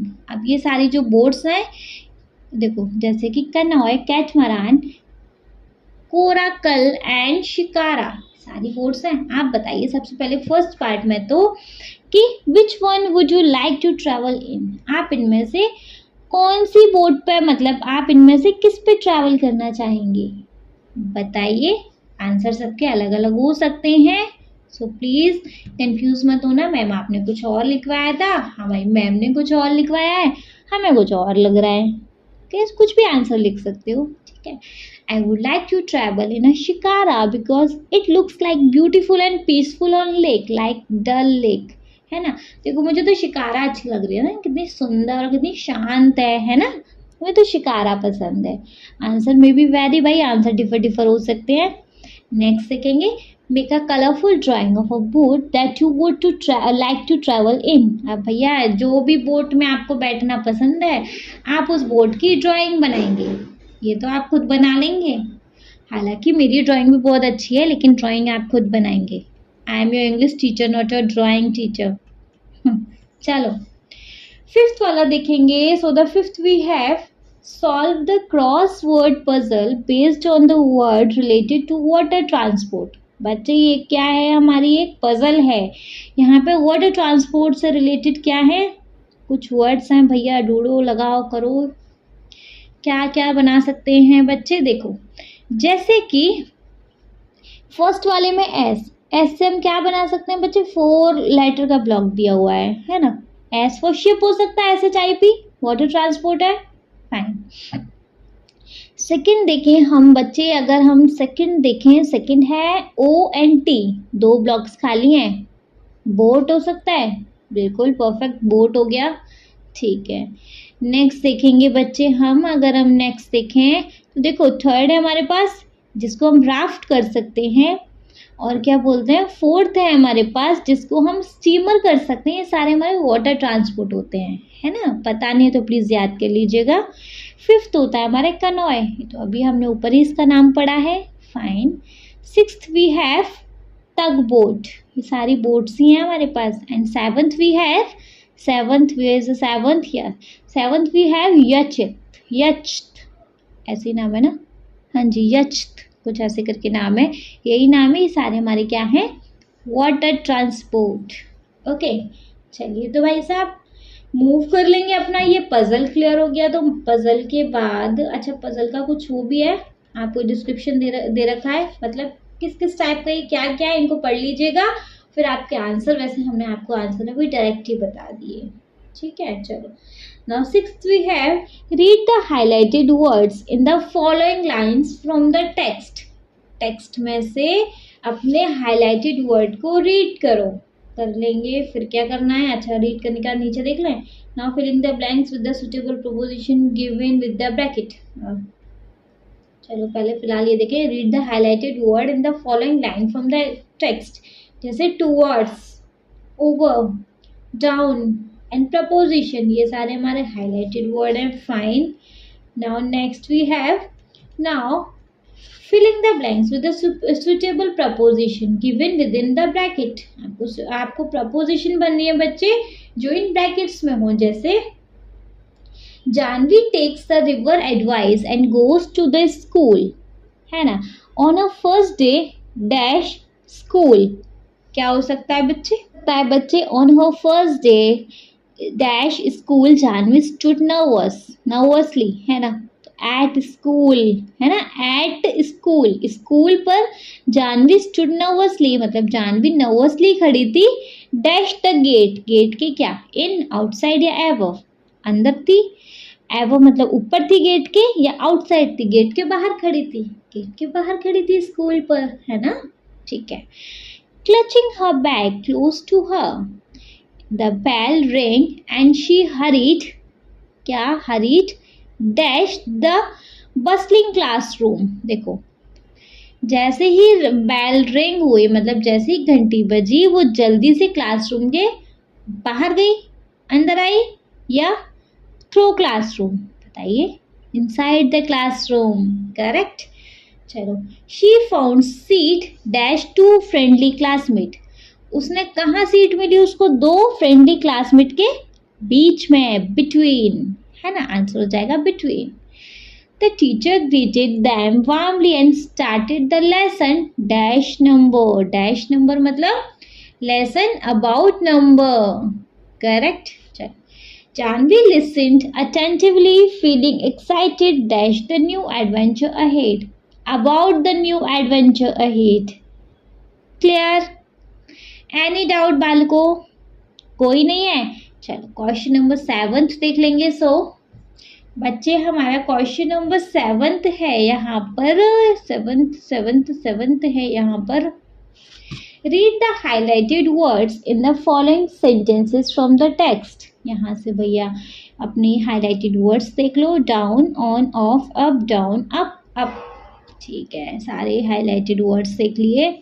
Next, remember a preposition will always be followed by an object, whereas an adverb will tell you more about the action. देखिए जो preposition है ना वो हमेशा ऑब्जेक्ट के द्वारा ही ली जाती है, और जबकि एडवर्ब जो है हमारी वो हमारे एक्शन के बारे में ज़्यादा बताती है. ठीक है, जैसे कि the cat jump dash the table. Preposition मतलब यहाँ ऑब्जेक्ट क्या है? टेबल. तो टेबल के बारे में बता रही है, तो बताओ टेबल के ऊपर जंप किया कैट ने, नीचे किया, बीच में किया, कहाँ किया? हमारे पास ऊपर अभी हमने हाईलाइट कर रहे थे कुछ प्रपोजिशन, जैसे कि up, on, off, down, down, on the table, है ना. चलो नेक्स्ट देखेंगे बच्चे. नेक्स्ट वी हैव, देखो next we have the children played dash until dark. यहाँ एडवर्ब भरनी है. एडवर्ब मतलब बताओ बच्चे क्या आ सकती है?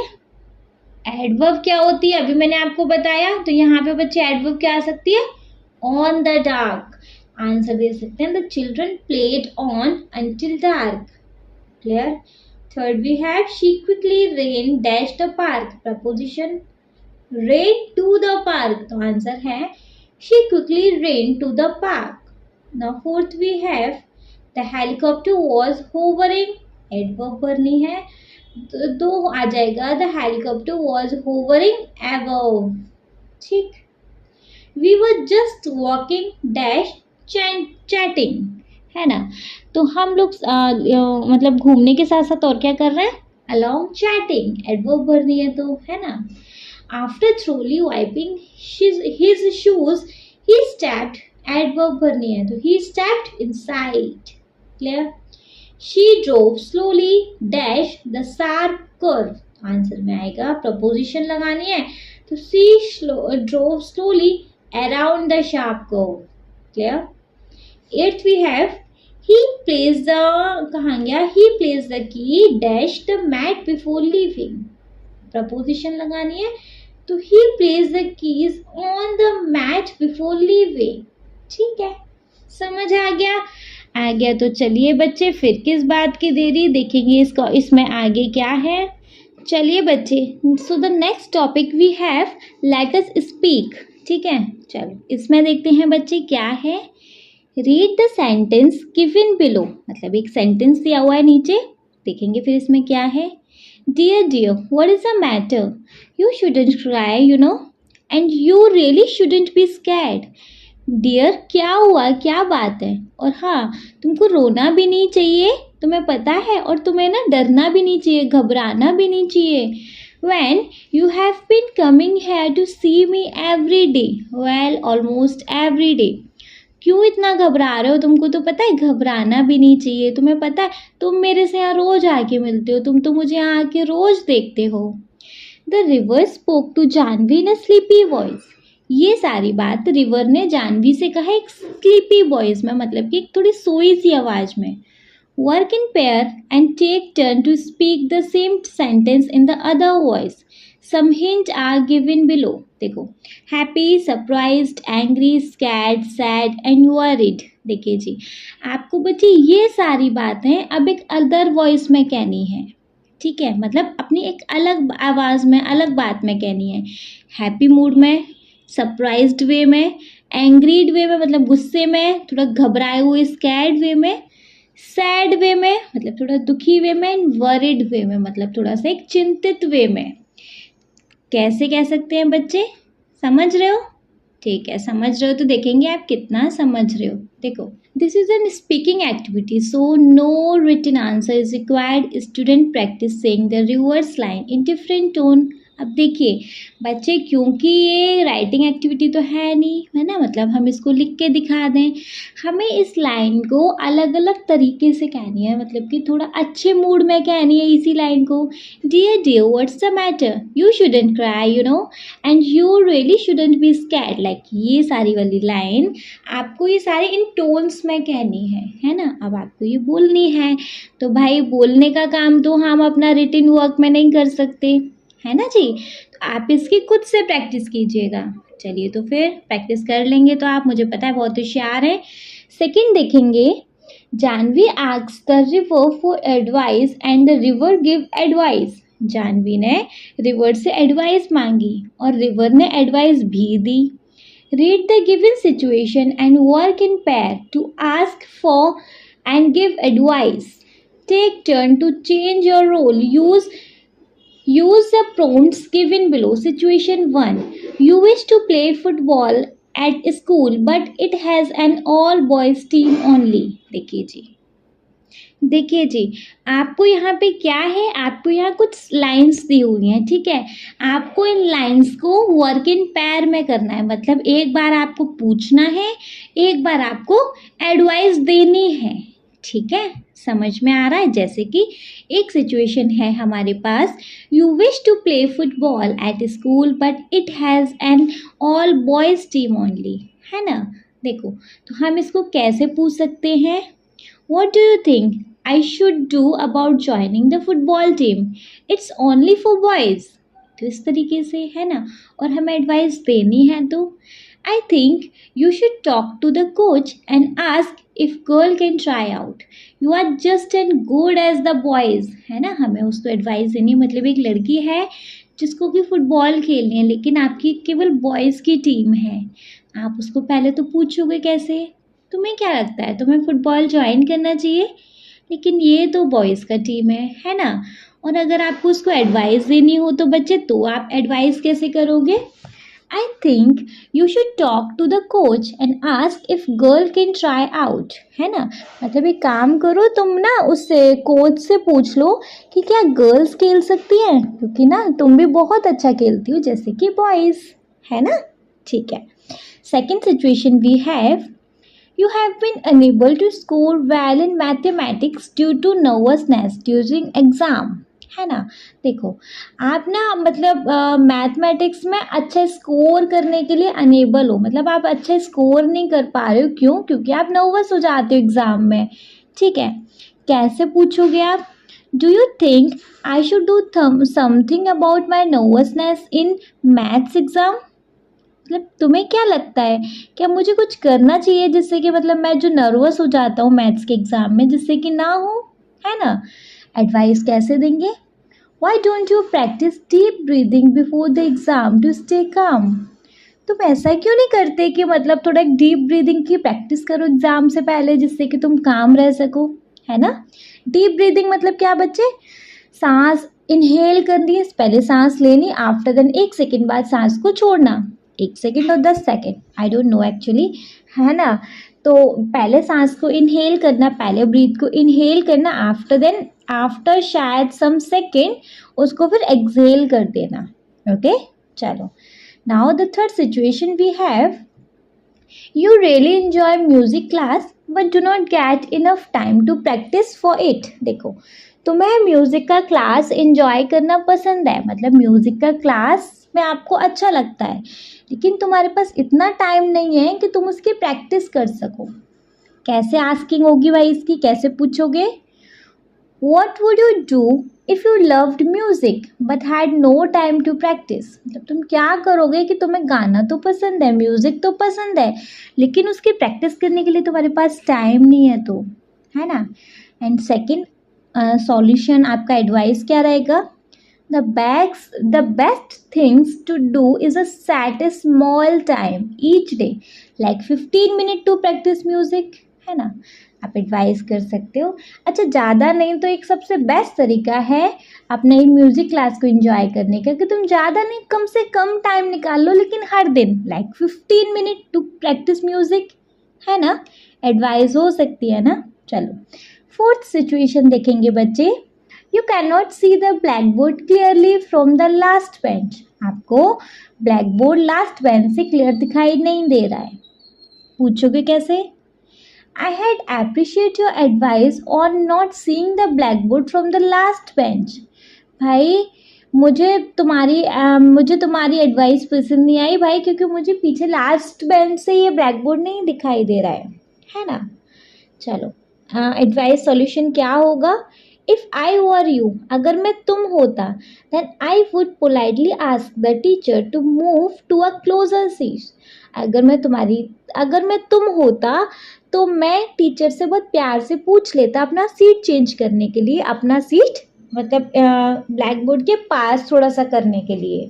ठीक है, आ रहा है समझ? आई नो बच्चे, आ रहा होगा, उम्मीद कर रहे हो आ रहा होगा, है ना। चलिए बच्चे, फिर नेक्स्ट देख लेंगे। लेट्स अस राइट, तब देखेंगे भाई इसमें क्या है। Take some time to observe the world around you, मतलब आप थोड़ा सा टाइम लो अपने आसपास देखने के लिए। Over the next few days, मतलब कुछ दिन बाद, pay attention to the colour, shapes, pattern and texture found in nature. देखो, आप थोड़ा सा ऑब्जर्व करो दुनिया को, है ना, और उसके कुछ दिन बाद थोड़ा सा ध्यान दो उनके कलर्स पे, उनके शेप्स पे, पैटर्न्स पे, टेक्सचर पे, जो कि आपको नेचर में दिखाई देते हैं, नेचर में मिलते हैं। Look closely at the plants, trees, flowers, birds and even the sky. थोड़ा सा क्लोजली देखो प्लांट को, ट्रीज को, प्लांट और ट्रीज में अंतर तो मालूम है ना, ठीक है, फ्लावर को, बर्ड्स को, इवन स्काई को भी, ठीक है। Make detail notes of what you observe, focusing on texture, movement and how light plays with these element. देखो, अब फिर इनके लिए एक डिटेल नोट्स बनाओ, मतलब एक थोड़ी अच्छे खासे डिटेल में नोट्स बनाओ कि तुमने क्या ऑब्जर्व किया, उनके टेक्सचर में क्या फोकस किया, क्या मूवमेंट देखा, कैसे लाइट्स का देखो इन सारे एलिमेंट्स में प्ले होते हुए देखा, मतलब इन लाइट्स को देखा कि कैसे लाइट इन सारे एलिमेंट में अपना एक वाइटल रोल प्ले करती है, ऐसा, है ना। ठीक है, next, record your observation in detail. अपना ऑब्जर्वेशन को इन डिटेल रिकॉर्ड कीजिए। And the feature that draw your attention the most, और फीचर को ड्रॉ करिए, मतलब कि जो कि आपके अटेंशन को दिखाता है। Whether it's the soft ripple of water, मतलब चाहे छोटा सा पानी का बूंद क्यों ना हो, the vibrator, the vibrant flutter of butterfly, और the colour of the birds और फ्लावर, चाहे वो बर्ड्स के कलर हो या फ्लावर के कलर हो। Now right a descriptive paragraph based on what you have observed. अब एक पैराग्राफ लिखिए कि आपने क्या ऑब्जर्व किया। Highlight the colour, shapes, texture and unique detail that made an impression on you. देखो, वहाँ पे आपको कुछ चीज़ें हाईलाइट रखनी है, जैसे कि कलर्स के बारे में, नेचर के हों, नेचर आई मीन टू से लाइक बर्ड्स, है ना, फ्लावर, इन सब के कलर्स के बारे में हाईलाइट रखिएगा।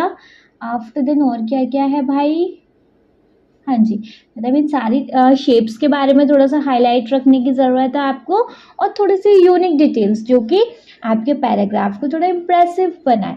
ठीक है, give a title to your paragraph, अपने पैराग्राफ के लिए आपके टाइटल हो सकते हैं। सबसे पहला एक हो सकता है व्हाट यू ऑब्जर्व, है ना, मतलब एवरी डे आई सी, ऐसे देख सकते हो आप, या फिर I find it very interesting that, ऐसे स्टार्ट कर सकते हो, है ना। हाउ डू यू फील, तुमने कैसा फील किया और क्यों। आई लाइक, मतलब मुझे ये पसंद आया बिकॉज, या फिर आई फील एज, ऐसे लिख सकते हो।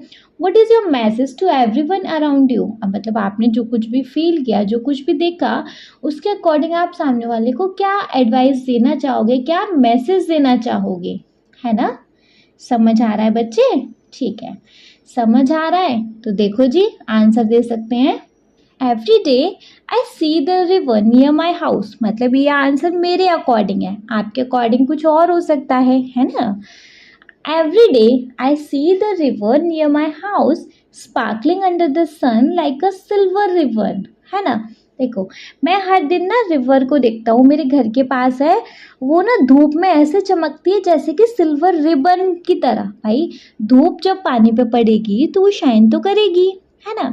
It's water ripples softly making a gentle gurgling sound, देखो उसकी जो पानी की बूंदें हैं वो एक जेंटली गर्गलिंग साउंड दिखा, मतलब साउंड उनमें से आती है ना। चलो, and feels cool when I touch it, और वो बहुत ठंडी होते हैं जब उनको मैं छूता हूँ।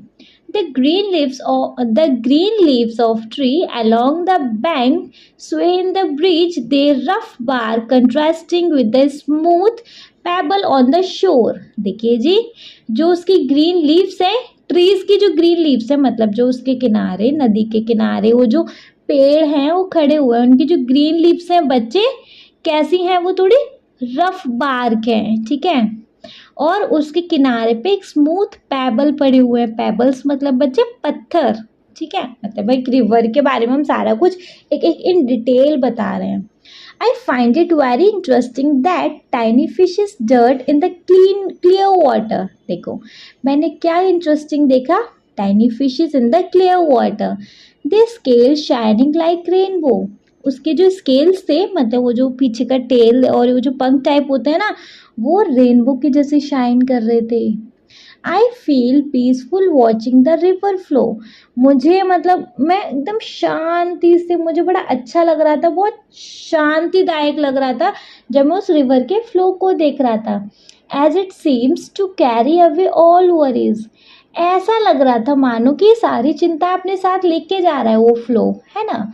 माई एडवाइस टू ऑल, अब यहाँ पे हम एडवाइस भी कर रहे हैं, my advice to all is to spend time with nature to feel calm and happy.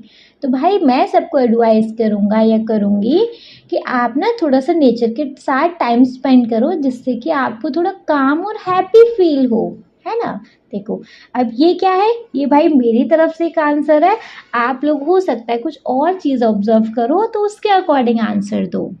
समझ रहे हो ना, अच्छे से आया समझ, ठीक।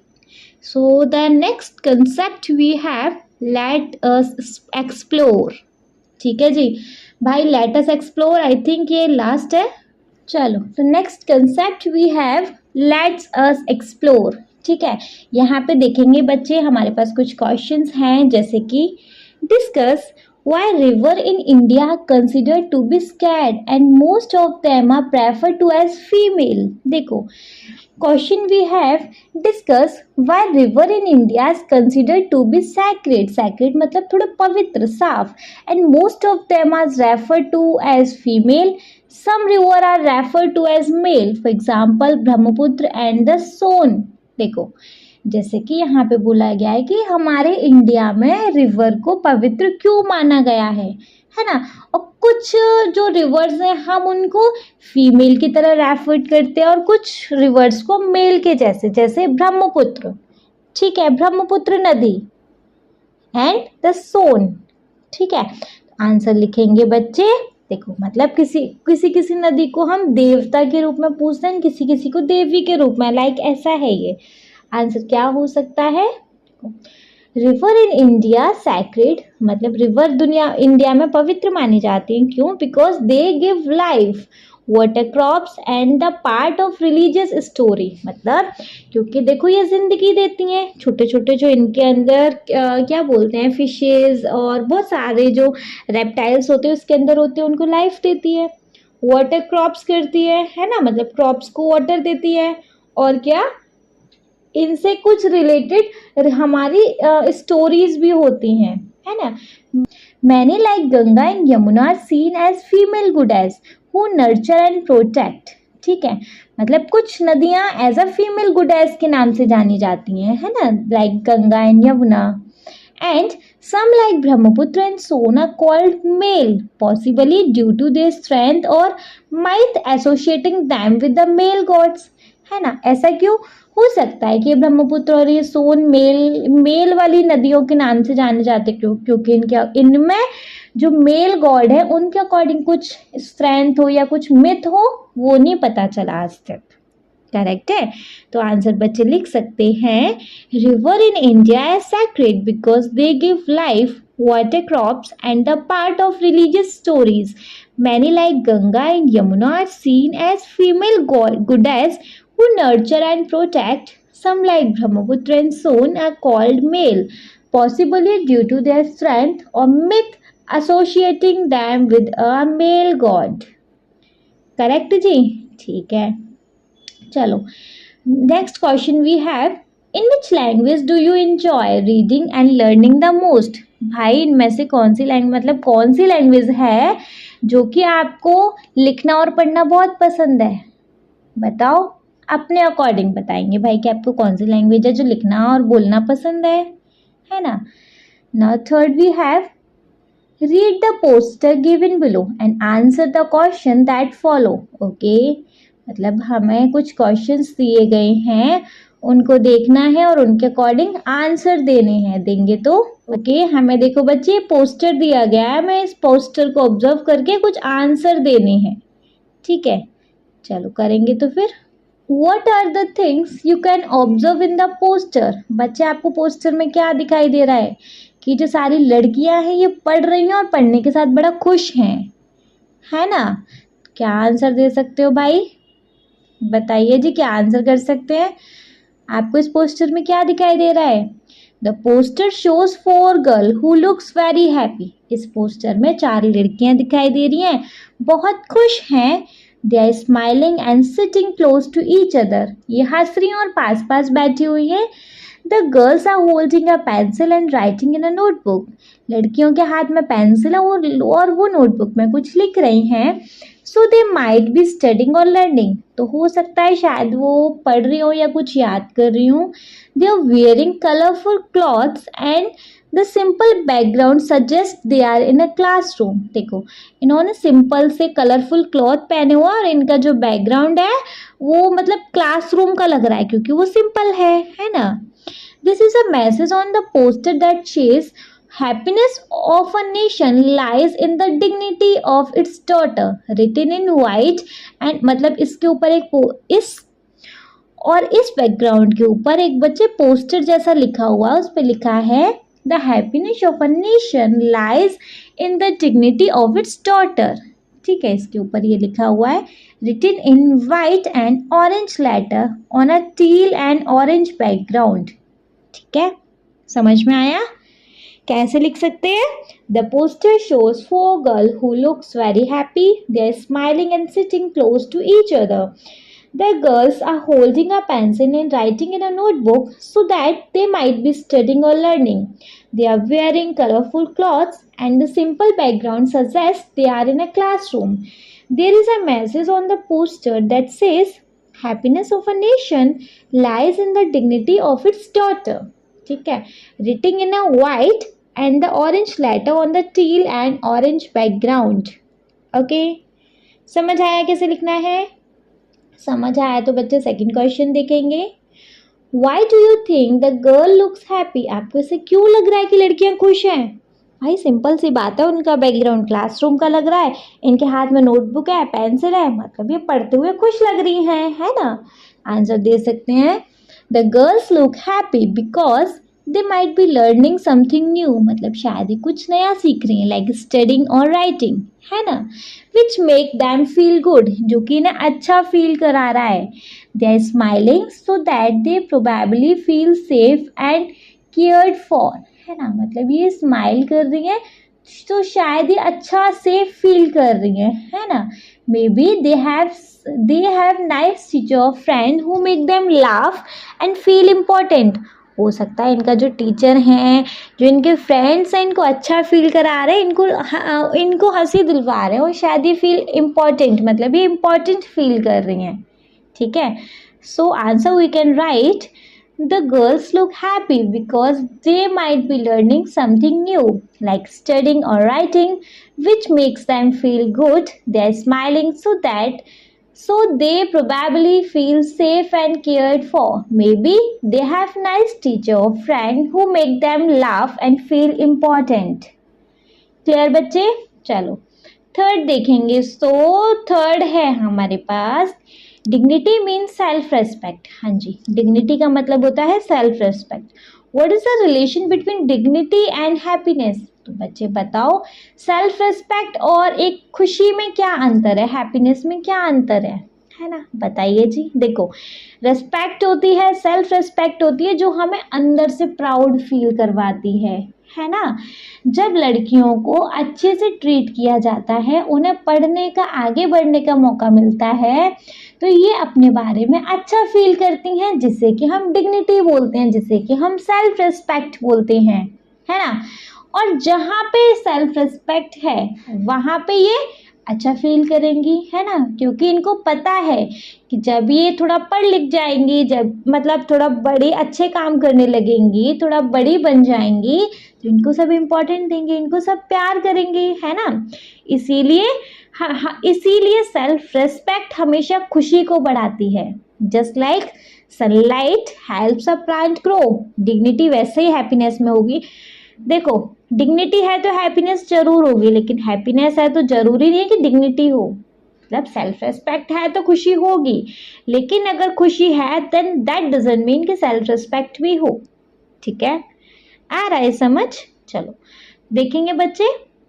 Dignity means feeling proud of your self and being respected by other, है ना. डिग्निटी का मतलब होता है अपने आप में प्राउड फील करना और दूसरों से रेस्पेक्ट पाना. ठीक है. When the girls are treated nicely and give chance to study and grow, जब लड़कियों को अच्छे से प्यार से ट्रीट किया जाए और उनको आगे बढ़ने का, पढ़ने का चांस मिले, then they feel good about themselves. तो ये बच्चे खुद को लेके अच्छा फील करते हैं, जिसे हम डिग्निटी कहते हैं. This is dignity. Okay. But when they feel dignity and when they feel dignity they feel happy. और जब ये डिग्निटी को फील करते हैं, मतलब जब इनके पास सेल्फ रिस्पेक्ट है, तो ये हैप्पी फील करेंगे, है ना, because they know they are important and loved. मतलब अगर सेल्फ रिस्पेक्ट है तो इन्हें पता है कि भाई ये भी ज़रूरी है और इनको भी प्यार से रखा जा सकता है. सो डिग्निटी मेक्स हैप्पीनेस ग्रो. मतलब इसीलिए जो सेल्फ रिस्पेक्ट है, जो डिग्निटी है, वो हमेशा से खुशियों को बढ़ाती है. Just like sunlight help a plant grow. जैसे कि भाई हमारी जो धूप की किरणें हैं वो प्लांट्स को ग्रो करने में मदद करती है, वैसे ही हमारी जो सेल्फ रिस्पेक्ट है हमारी हैप्पीनेस को ग्रो करने में मदद करती है. That is clear. चलो तो बच्चे फोर्थ देख लेंगे. So the fourth question we have, how does a nation prosper when its daughter are happy? बताइए जी, नेशन प्रॉस्पर क्यों होगा जब ये सारी बेटियां खुश होंगी? आंसर में लिख सकते हैं, when a nation's daughter are happy, जब देश की लड़कियां खुश होंगी, it means they are healthy, going to school and learning new things. जब देश की लड़कियां खुश होंगी, इसका मतलब है वो हेल्दी है, वो स्कूल जा रही है और वो नई चीज़ें सीख रही हैं. Happy girls can grow up to be a smart women who do great things like becoming doctor, teacher और leader. और जब लड़कियां खुश होंगी, लड़कियां जब आगे बढ़ेंगी, बड़ी होंगी, तो स्मार्ट वुमेन बनेंगी, क्योंकि देश के लिए बहुत कुछ कर सकती हैं. जैसे वो डॉक्टर बन सकती हैं, टीचर बन सकती हैं, लीडर बन सकती हैं. They can help their family and make their country better. ये अपने परिवार को और अपने देश को बेटर बना सकती हैं. If girls are happy everyone in the nation feels happier. अगर देश की लड़कियां खुश हैं तो भाई देश भी, पूरा देश खुश है ना। And the country become stronger and the more successful because everyone works together. और जब लड़कियां काम कर रही हैं, लड़के काम कर रहे हैं, तो भाई क्या, कंट्री हमारा स्ट्रांग बनेगा और ज़्यादा सक्सेसफुल बनेगा, क्योंकि इसमें सारे लोग एक साथ काम कर सकते हैं, लड़के भी और लड़कियां भी। राइट, ठीक है, चलो तो मूव करेंगे अपने फोर्थ क्वेश्चन पर। बच्चे फोर्थ और लास्ट क्वेश्चन है बस हमारे पास, देखेंगे। The government has launch many scheme for the education of the girl child. मतलब लड़कियों को पढ़ाने के लिए गवर्नमेंट ने बहुत सारी स्कीम लॉन्च करी हैं, है ना। सम of them are Beti Bachao Beti Padhao, बालिका श्रमयोगी योजना, है ना। और क्या है भाई, ये समग्र शिक्षा स्कीम, है ना, कस्तूरबा गांधी बालिका विद्यालयास एक्सेट्रा। इस टाइप की कुछ योजना गवर्नमेंट ने लॉन्च करी है। Find out more such scheme from the internet और from the teacher and spread awareness in the neighbourhood. तो भाई जी आप थोड़ा सा अपने इंटरनेट से हेल्प ले सकते हो, अपने टीचर से हेल्प ले सकते हो और अपने नेबर से हेल्प ले सकते हो। इनसे और सारी स्कीम जानो जो बेटियों को पढ़ाने के लिए बनाई हैं, ठीक है। और ये क्यों पढ़ा, मतलब ये क्यों सर्च आउट करना है, जिससे कि हमारे आसपास थोड़ा सा जागरूकता बढ़े, ठीक है। So the answer we can write here, the government of India has started many schemes to help girls go to school and learn. Some scheme you already know. मतलब गवर्नमेंट ने कुछ स्कीम लॉन्च करी है fine लड़कियों को पढ़ाने के लिए। इनमें से कुछ के बारे में आप जानते हो, वो क्या है, बेटी बचाओ बेटी पढ़ाओ, एक ही तो ये स्कीम है। हाँ जी मैम पता है। एक कौन सी स्कीम है भाई, बालिका श्रमयोगी योजना, ठीक है। एक स्कीम है हमारे पास Samagra Shiksha scheme, and other scheme we have Kasturba Gandhi Balika Vidyalayas, ठीक है। Let's learn about few more scheme that help girls like you study and grow strong। चलो अब कुछ और स्कीम्स के बारे में देख लेते हैं जिनको कि जो कि लड़कियों के लिए हेल्प करेगा उनको आगे बढ़ने के लिए। Then you can tell your friend and neighbour about them to spread awareness. थोड़ा सा अपने फ्रेंड वगैरह को भी बता सकते हो, थोड़ा सा जागरूकता फैलाने के लिए, है ना। देखो एक और है हमारे पास SSY। SSY क्या है भाई, सुकन्या समृद्धि योजना, है ना। इसमें क्या है, इस योजना के अंदर क्या है, this is a saving plan for girls. Parents can open an account for a girl under 10-year-old at a post office or bank. They can save money for her education or marriage। देखो इस SSY के अंदर है कि यहाँ पे ये लड़कियों के लिए मतलब कुछ सेव करने के लिए ये योजना है। यहाँ पे जो पेरेंट्स हैं, जो लड़कियां 10 साल के अंदर की आती हैं, उनके लिए अकाउंट्स खुलवा सकते हैं और उस अकाउंट में मनी सेव कर सकते हैं उनकी पढ़ाई या उनकी शादी के लिए, है ना। The money grows with a good interest rate around 8.2% इन 2025। देखो ये जो मनी होगी अच्छे इंटरेस्ट पे आगे बढ़ेगी, है ना, अच्छे इंटरेस्ट मिलेगा इस मनी पर, है ना। And can be taken out with a girl like 21 get married after 18।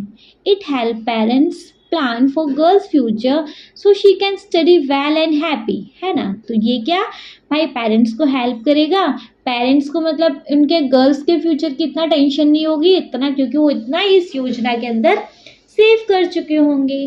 Correct. Second scheme we have CBSE Udaan scheme. इसमें क्या है, this scheme help girls who want to become engineer. ये स्कीम उनके लिए काम करेगी जो इंजीनियर बनना चाहती हैं। It's for girl from weaker family who are in 11th और 12th। ये उन लड़कियों के लिए है जो थोड़ी गरीब फैमिली से आती हैं, जो 11th और 12th क्लास में है ना। The government give free study material videos and class to help them prepare for engineer exam like IIT और नीट। अरे वाह, देखो जी यहाँ पे क्या 11th 12th क्लास की जो लड़कियां हैं जो पुअर फैमिली से आती हैं उनको भाई गवर्नमेंट फ्री स्टडी मटेरियल देगी लाइक वीडियोस क्लास, जिससे कि वो इंजीनियर के एग्ज़ाम की फ्री तैयारी कर सकें, ठीक है।